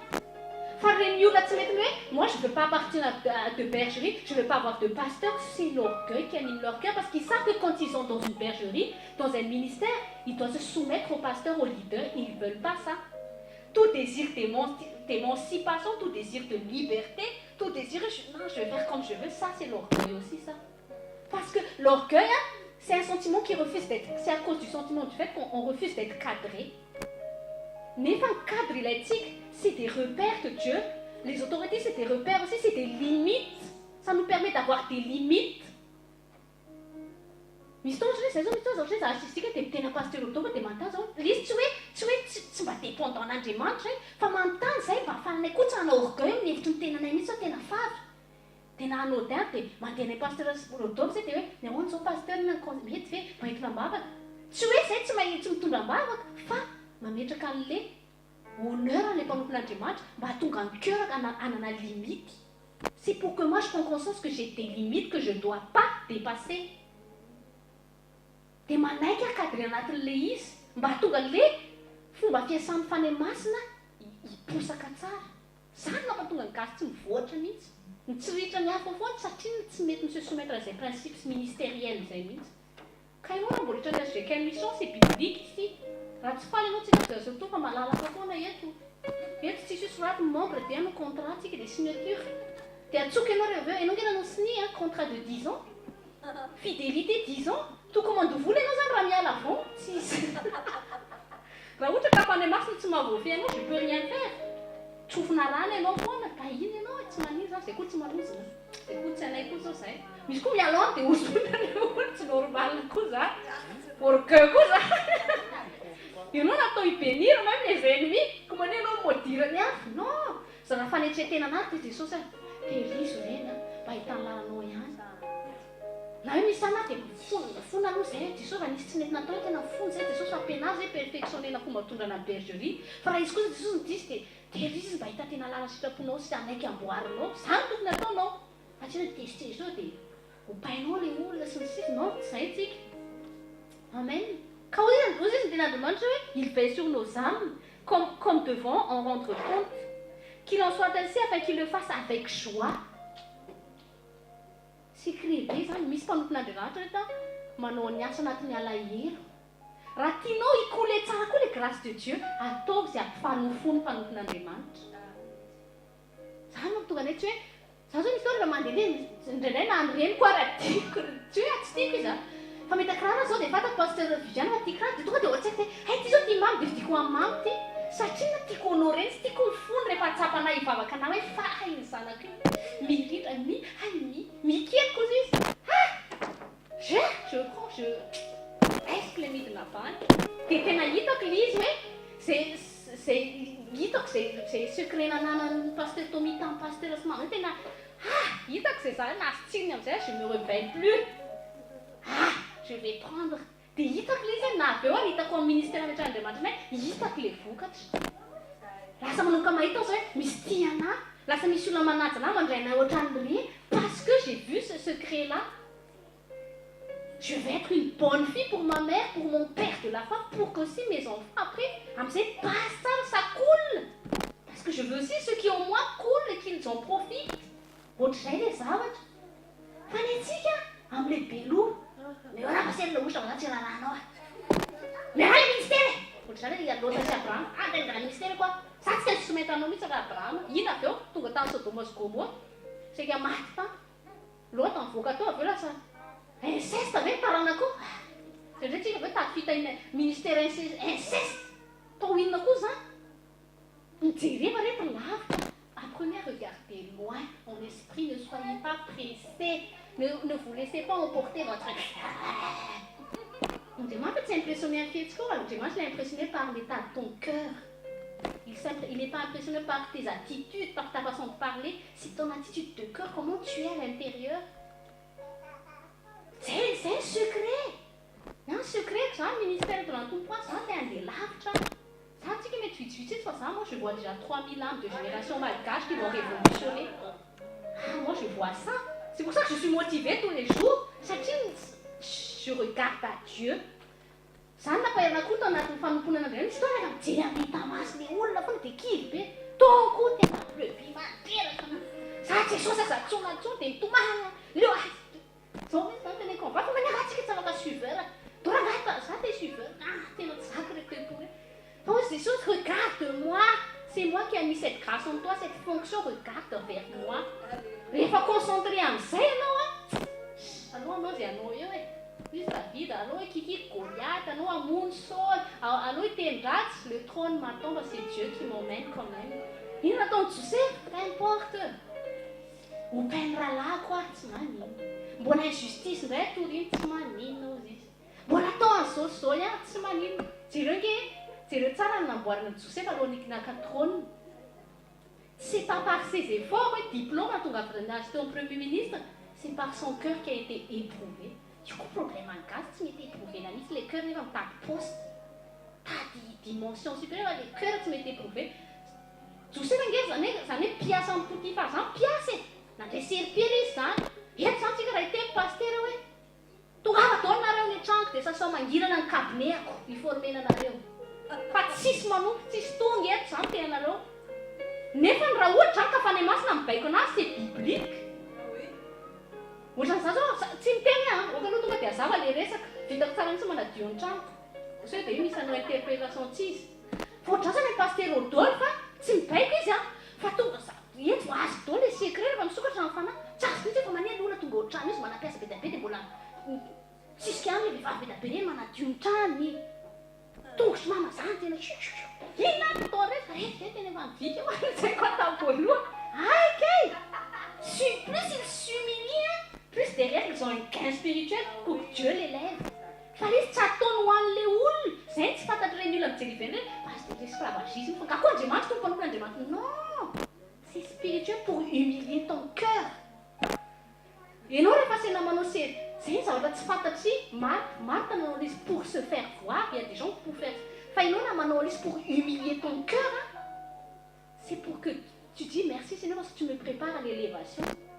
Contrairement zany fomba formen'Andriamanitra ianao te mihoatra dia niverinao le mihoatra dia non, au contraire, plus ianao humiliana, c'est comme ça que Dieu te réserve la supérieure.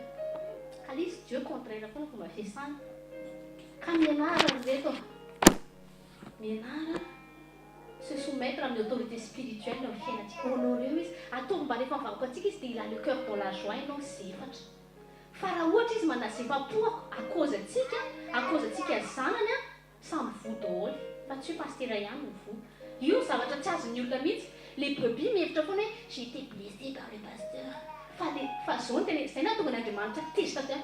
Fa les pasteurs sont plus blessés par les brebis que les brebis blessés par les pasteurs. Zany mahatonga n'Andriamanitra niaran'ny Moïse, tsy taky n'Andriamanitra le izy.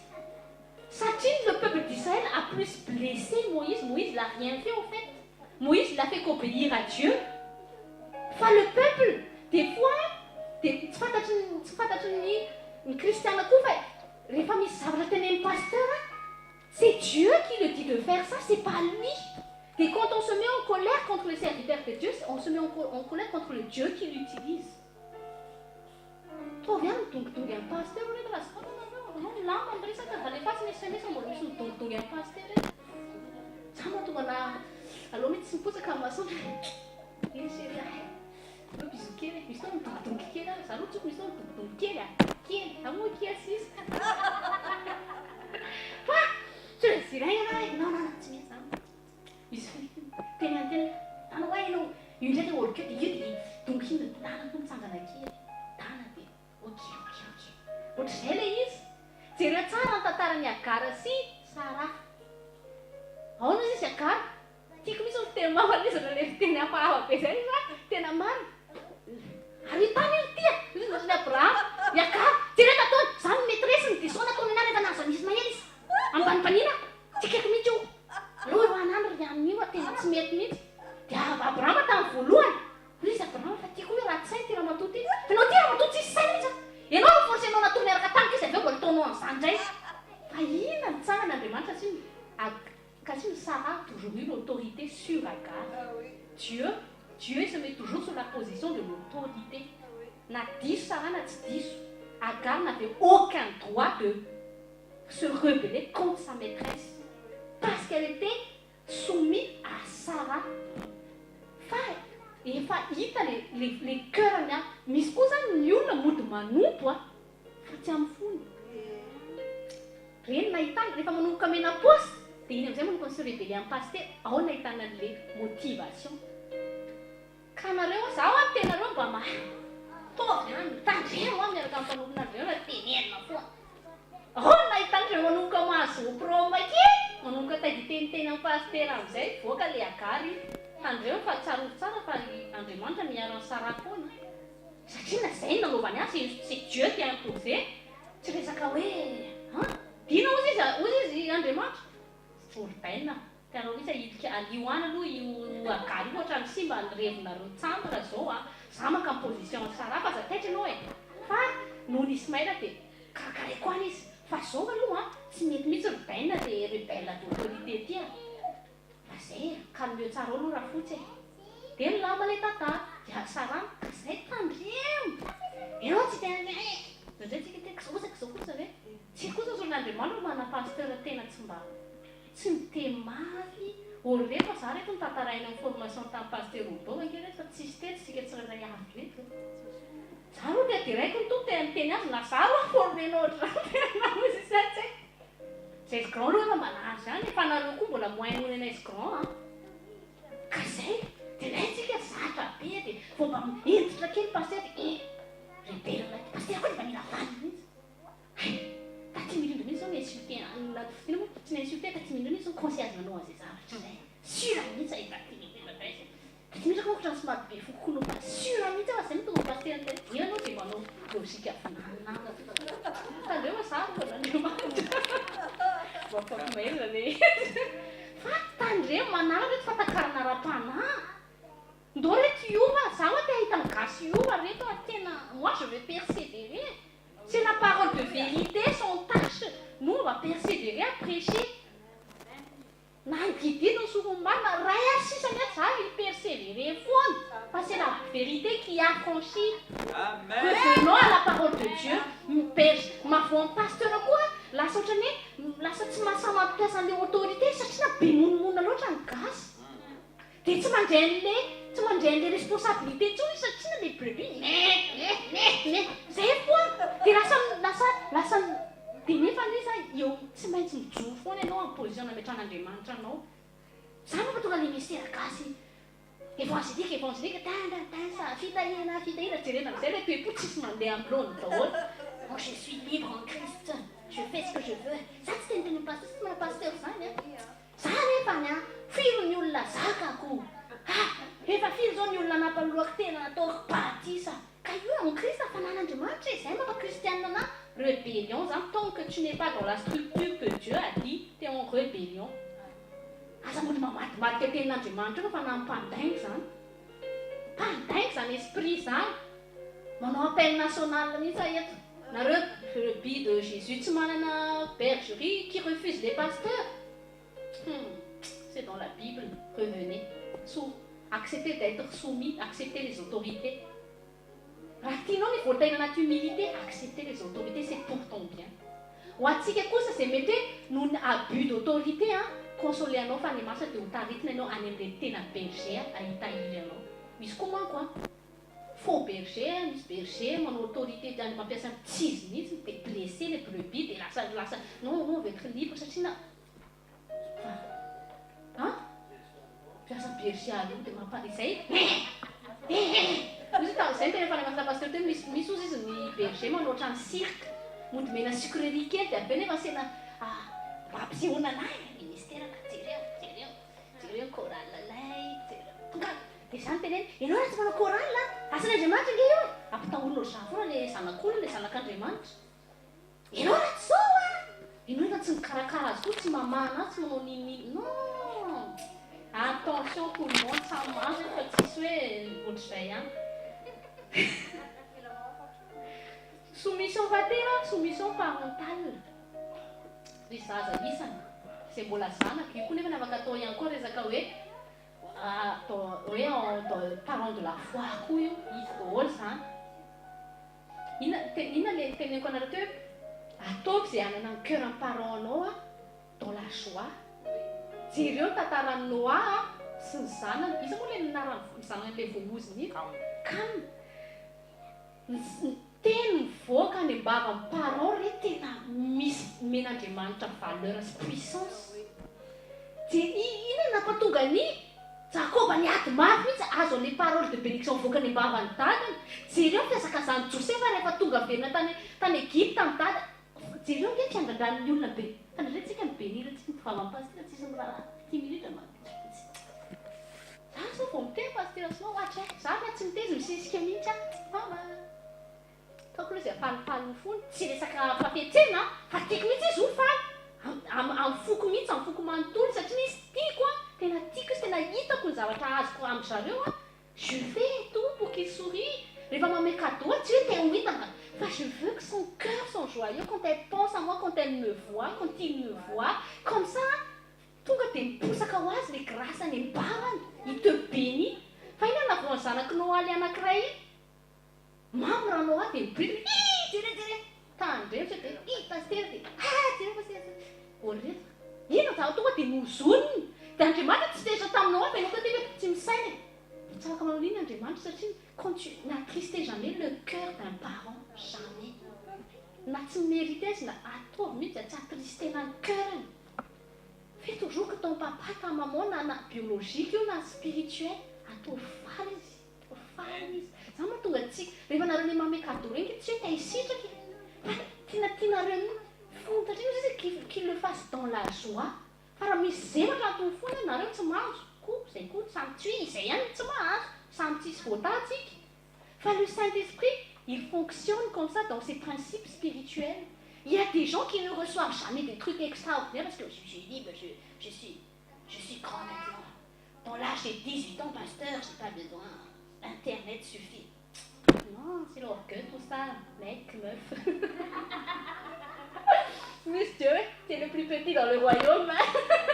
Non, c'est cette capacité, cet état de cœur qui cherche. Rater notre défi, tu dois dans notre défi, le défi de l'amour. Celui qui aime le plus l'autre. Celui qui veut s'humilier plus que l'autre, ça, le défi tout le temps. As-tu le défi, je vais être au-dessus de lui, non? Ça me donne que les familles, parce que donne que pas fou. Tu vois, il y a ça, ça, on va le voir. Ça, c'est un cœur qui est brisé. Mais tu sais, ça, t'as timidé, le pas de pasteur Tommy, allez, viens, t'as je ne dois pas. Non! Mais comment ils font quoi? Ah! C'est quoi, son ami, c'est les sentiments, dominer un cœur à Lucifer, là, on a Satan. Ça mène Andriamanitra en position princesse divine, céleste, parce que je suis son enfant. Dia vous avez chuté là, Satonga. Zanak Satan, non? Ah, tehiriziko tsara ny toerana metran'Andriamanitra, c'est dans le cœur, c'est dans l'humilité. Je préserve mon cœur de tout orgueil. Car, adolescent, pas adolescent, 18 ans, là, 18 ans, respectez toujours vos parents, honorez-les. Faites tout pour que leur cœur soit dans la joie quand ils pensent à vous, quand ils sont... N'attristez jamais le cœur des parents, jamais. Encore plus, d'attrister le cœur des parents de la foi. C'est un truc qui attriste Dieu. Parce que Dieu, c'est un père. Dieu, il a l'autorité parentale. Avant que nous sommes nés, ils étaient déjà là. Et encore à se révéler un pasteur na teraka lohanao za zao be da be amintsika eto misy za zao tamin'ny 2006 vao teraka vaovao tao amin'ny Kristy fa raha mentomba ohatra hoe vadiny pasteur Tommy c'est la grâce, c'est pas le diplôme, c'est pas les années, et c'est la grâce qui agit à travers nous qui fait qu'on a cette capacité de pouvoir édifier le corps du Christ. C'est pas notre âge. Rehefa dans l'église zay respectenao mety misy ohatra hoe mamisy zao efa zokony be izy atao amintsika fa raha ohatra izy raha hoe au niveau de l'église pasteur mety ohatra hoe zanana amanofo fa pasteur izy tsy maintsy soumettre izy en tant que le fait qu'il ait la fonction de pasteur. Fa rehefa atsika en général indray mamisy anio zao mamiatsika mais ozy izy ny ten'Andriamanitra hoe toutes les femmes âgées comme des mères on doit se soumettre, on doit la respecter. C'est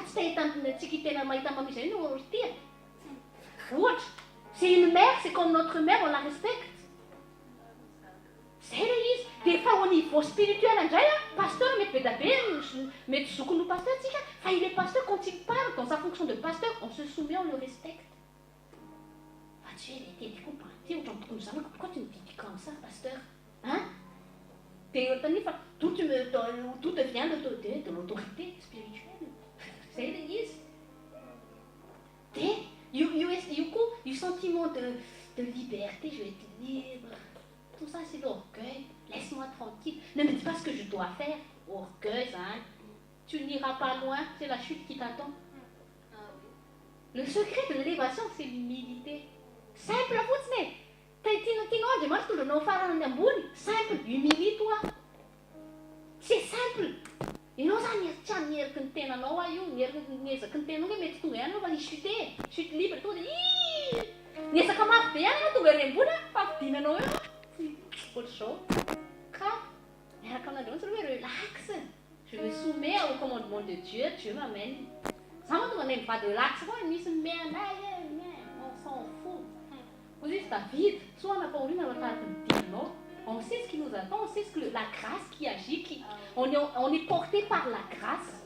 On n'est pas porté par nos efforts ni nos options, on est porté par la grâce.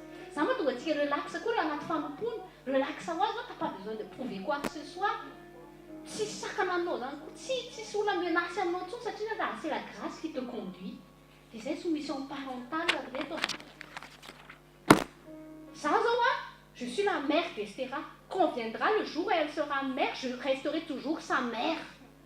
Au Tchankou, secret, me doit baisser ou pasteur à la bergerie, mais quand même, pasteur Tommy demeurera votre pasteur supérieur. Ça ne changera pas la position de pasteur sur votre vie. Je serai la grand-mère des enfants d'Esthéra, mais je reste sa mère aussi. Donc, elle me doit toujours le respect, même si elle va devenir un jour une mère. Si elle veut que sa famille soit bénie, ses enfants sont bénis, elle doit me respecter. C'est pas le fait qu'elle est devenue mère que ça a mis de nani place d'autorité qui ont fait. Ni si le combien de temps ça? Mais là, la zone pasteur, c'est une autorité. Au contraire, il ont mis non, il se soumettre à qui nous bénit, non? Ça en casse, il secret, ça en casse, mais ça ne fait pas ça n'est pas. Ah, on était le secret.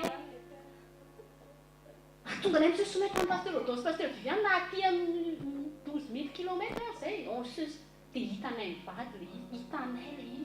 Mais là, aujourd'hui, quelqu'un moi, je vois que c'est grâce à ça, mise grâce de Dieu, ça me passe, mise à travers l'autorité. Car apprends à te soumettre. C'est Farana, moi des belles lettres, Farana.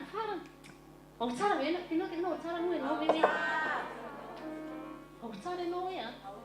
si c'était tout qui pas un plateau, Philippiens 2, 3. Philippiens 2, verset 3. Vous êtes dans démarche. Ne faites rien par esprit de parti ou par vaine gloire, mais que l'humilité vous fasse regarder les autres comme étant au-dessus de vous-même. Même si on n'a pas de position d'autorité, on doit nous honorer les uns les autres. Pourquoi je dis ça? Parce que dans chacun de nous, il y a des talents que Dieu a mis. Les talents quand tu n'honores pas la personne. Quand tu honores quelqu'un, tu honores le dépôt de Dieu que Dieu a mis. C'est pour ça que l'Église de Christ est pauvre, parce qu'on n'apprend pas à valoriser l'autre. On veut toujours être valorisé. Mais l'humilité, c'est apprendre à valoriser l'autre. Même si personne ne te valorise pas, valorise l'autre. Il t'a ton talent ménagement, ton talent de service, c'est quelqu'un qui est serviable. Tu es plus serviable. Tu es pasteur Amen, ça tu vas t'aimer. Oh, que ça. Si tu veux garder dans l'humilité, valorise les autres. Tu es exalté, exact, pasteur. C'est le talent pour que le talent sorte, pour que la grâce sorte, pour que tout le monde puisse en jouir. C'est comme ça. Parce que les femmes souvent, il n'y a pas de proverbe, garde ton cœur plus que toute autre chose, parce que de là coulent les sources de la vie. Les sources, la grâce, les talents, c'est dans le cœur. Pour que tu veux que ça sorte, pour que l'église de Christ soit remplie de richesses, de talents, fais tout pour que le cœur de ton frère et de ta soeur sont dans la joie. Les femmes font forcer, tu forces ça, man, pas l'ambiance, tu es bien quand tu sers, tu n'as pas d'a priori de mauvaises pensées, l'hypocrisie, c'est votre valorisation, les frères et les sœurs, encourage le pasteur. christian mihitsy izy au moins une fois par semaine tsy hoe zany fa tena mampahery be sorako anazy sorako ny tompo mampiasa azy hoe mitovy fitiavana mihitsy izy aminay za tsy zatra an'izany tsy mbola misy efa nisy any tika hoe taloha be tsy de tena on vous aime beaucoup izy tonga de ça te touche dans le cœur, ça t'encourage. Ne serait-ce juste un SMS qui te dit vraiment vous êtes précieux pour nous. Tonga de fonao misy zavatra misokatra ao anatinao any. Ohatr'izany zao tatiako ohatr'izany nareo e. Fa sasany tsy de ohatr'izany zao tatiako qu'est-ce tonga mahita le tsikitsiky be d'abe mandray SMS ça nous encourage. Quand je vois les SMS je suis vraiment encouragée, j'envoie avec des coulées am'izay le izy. Si c'est pour ouvrir le robinet, pour que la grâce coule. D'essayer, nous ne pas, soumettons-nous les uns les autres, honorons-nous les uns les autres. En résumé, c'est l'amour avec toi, c'est l'amour de Christ. Il faut que l'amour règne. Quand l'amour de Dieu est là, l'orgueil meurt.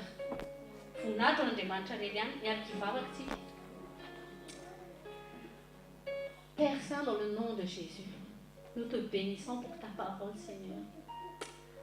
Nous te remercions, Saint-Esprit, parce que nous avons l'impression d'être des privilégiés quand tu nous donnes cette nourriture succulente pour notre âme et notre esprit.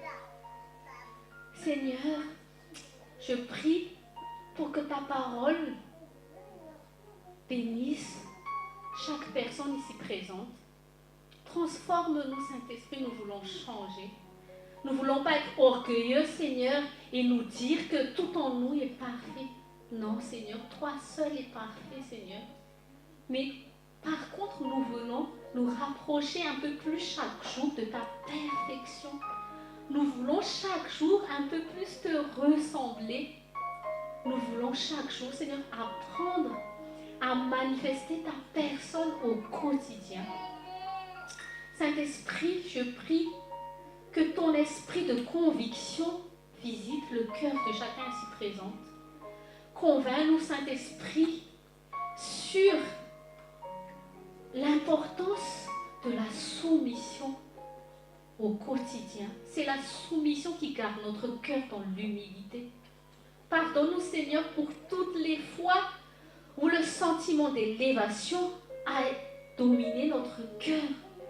Pardonne-nous pour toutes les fois où le sentiment d'orgueil nous a conduits maintes et maintes fois, non seulement dans notre mariage, dans notre couple, dans le ministère, même quand nous sommes au travail, quand nous voulons critiquer nos directeurs, quand nous voulons penser en mal de nos pasteurs, quand nous pensons être meilleurs que nos frères et sœurs, des fois nous pensons que nous avons besoin de personne, mais que seul tout le monde a besoin de nous. Seigneur, apprends-nous, corrige-nous. Corrige-nous, Saint-Esprit, aujourd'hui et change nos cœurs, façonne nos cœurs, que ton amour envahisse nos cœurs. Apprends-nous à valoriser les autres, apprends-nous à voir le meilleur chez les autres et non toujours à voir la paille quand notre poutre dérange notre vue. Jésus, apprends-nous comme toi tu as été avec tes disciples. Tu as su faire sortir d'eux le meilleur, Seigneur. Apprends-nous, Seigneur, à faire sortir les meilleurs de chacun de nous dans cette assemblée. Apprends aux maris à ressortir le meilleur que tu as caché dans leurs femmes. Apprends aux femmes de ressortir le meilleur que tu as caché dans les maris. Accorde à nous, parents, de ressortir les meilleurs dans nos enfants. Apprends-nous à être des sources d'encouragement pour nos semblables. Apprends-nous à être une source qui apporte la joie pour nos parents, aussi bien biologiques que spirituels. Que nous ne soyons pas des pierres d'achoppement, mais que nous soyons des personnes qui sachent ouvrir les cœurs des autres afin que ta grâce coule à travers eux. Dieu Tout-Puissant, apprends-nous, Père Céleste. Nous voulons te plaire, nous voulons marcher dans l'amour, nous voulons manifester le fruit de l'Esprit au quotidien. Ô Saint-Esprit, chasse tout esprit d'orgueil qui se cache encore dans notre cœur et domine notre cœur, Saint-Esprit. Que ton amour nous domine. Mets ton humilité, Jésus. Toi, Jésus, tu nous as montré comment tu t'es soumis au Père. Comment tu t'es soumis au ministère de Jean-Baptiste alors que toi, tu es le grand Dieu. Tu nous as appris l'humilité. Tu nous as appris, Seigneur Jésus, que tu t'es soumis même à l'autorité de César parce que tu as dit à Pierre de payer les impôts. C'est-à-dire que tu t'es aussi soumis aux autorités établies dans le monde. Apprends-nous, Seigneur, à avoir ce cœur humble. Humilie nos cœurs, brise nos cœurs, Seigneur. Parce que c'est notre orgueil qui apporte la chute dans notre vie. Délivre-nous, Seigneur, de tout orgueil. Apprends-nous, Jésus, nous voulons, aide-nous, Saint-Esprit, à mourir en nous-mêmes. Garde-nous, Seigneur. Conduis-nous, Saint-Esprit. Au sein de notre assemblée, prends le total contrôle, Saint-Esprit. Apprends-nous, Saint-Esprit, à fonctionner en nous laissant conduire par toi seul. Bénis les autorités que tu as mis dans notre vie. Accorde-leur la sagesse, l'intelligence, le discernement nécessaire pour nous conduire. Fortifie, Seigneur, notre Père, le Père de ce ministère, Pasteur Rodolphe. Fortifie-le, Seigneur. Console, Seigneur, son cœur, maintes fois blessé, Seigneur, par la rébellion de nous, ses enfants. Fortifie ton serviteur, Pasteur Tommy, Seigneur, que tu as mis dans notre vie en France. Apprends-nous à nous soumettre les uns les autres. Apprends-nous, nous les épouses, à nous soumettre à nos maris. Apprends aux maris d'utiliser l'autorité que tu leur as donnée pour bon escient, pour le bien-être de tout leur foyer, Seigneur. Bénis les autorités du pays où tu nous as emmenés, les autorités, les dirigeants de la France, Seigneur, nous intercédons pour leur faveur, donne-leur la sagesse. Et nous prions aussi, Seigneur Jésus, pour la nouvelle autorité que tu vas établir pour la France. Pardonne-nous pour toutes les fois nous avons critiqué, mais nous t'implorons, Dieu Tout-Puissant, que ce soit un homme qui sera établi par toi, à travers laquelle ta grâce puisse agir pour le bien-être de la France. Nous prions aussi, Seigneur, pour les malgaches. Oh Dieu, détruis l'orgueil dans le cœur du peuple malgache, surtout l'orgueil que nous avons les uns pour les autres. Nous intercédons et nous pleurons, Seigneur, pour nous les malgaches qui refusent toute autorité, qui refusent de se soumettre les uns les autres, qui ont du mal à s'honorer les uns les autres. Seigneur, s'il te plaît, sauve-nous, Dieu Tout-Puissant, sauve-nous. Et accorde comme un Dieu un homme selon ton cœur qui va diriger Madagascar, qui va le relever de la chute, Seigneur, qui va le relever de la boue, Seigneur, le peuple malgache. Seigneur, en commençant par nous qui connaissons la vérité. Aujourd'hui, affranchis-nous, Seigneur, par la parole de vérité. Nous aimons la correction, Jésus, parce que nous voulons changer. Ta correction est précieuse pour nous. Je te remercie, Seigneur, pour mes parents qui ont osé me corriger. Même si parfois, je n'ai pas voulu, même si parfois j'étais en colère, ils ont persévéré à me corriger. Ah, je te bénis, Seigneur, pour ces parents merveilleux que tu as mis dans ma vie, Seigneur. Seigneur, je remets notre assemblée entre tes mains. Apprends-nous à nous soumettre les uns les autres. Apprends-nous, Seigneur, afin que les talents que tu as mis en chacun de nous soient mis au service de l'Église, de l'Assemblée, du royaume de Dieu. Tu as mis des richesses en chacun de nous. Apprends-nous à voir ces richesses, Seigneur.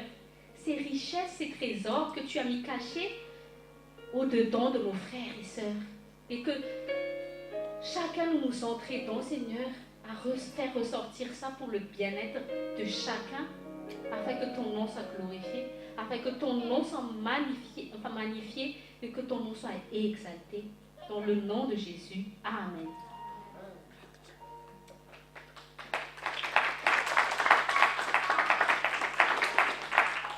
Fanaova tsika moa tsika manao zavatra mifofoana za tonga tsika tsy takina ratra ataova mpitiavana ny fanomezana ho an'Andriamanitra. Dia pisy daholo, mahereza daholo.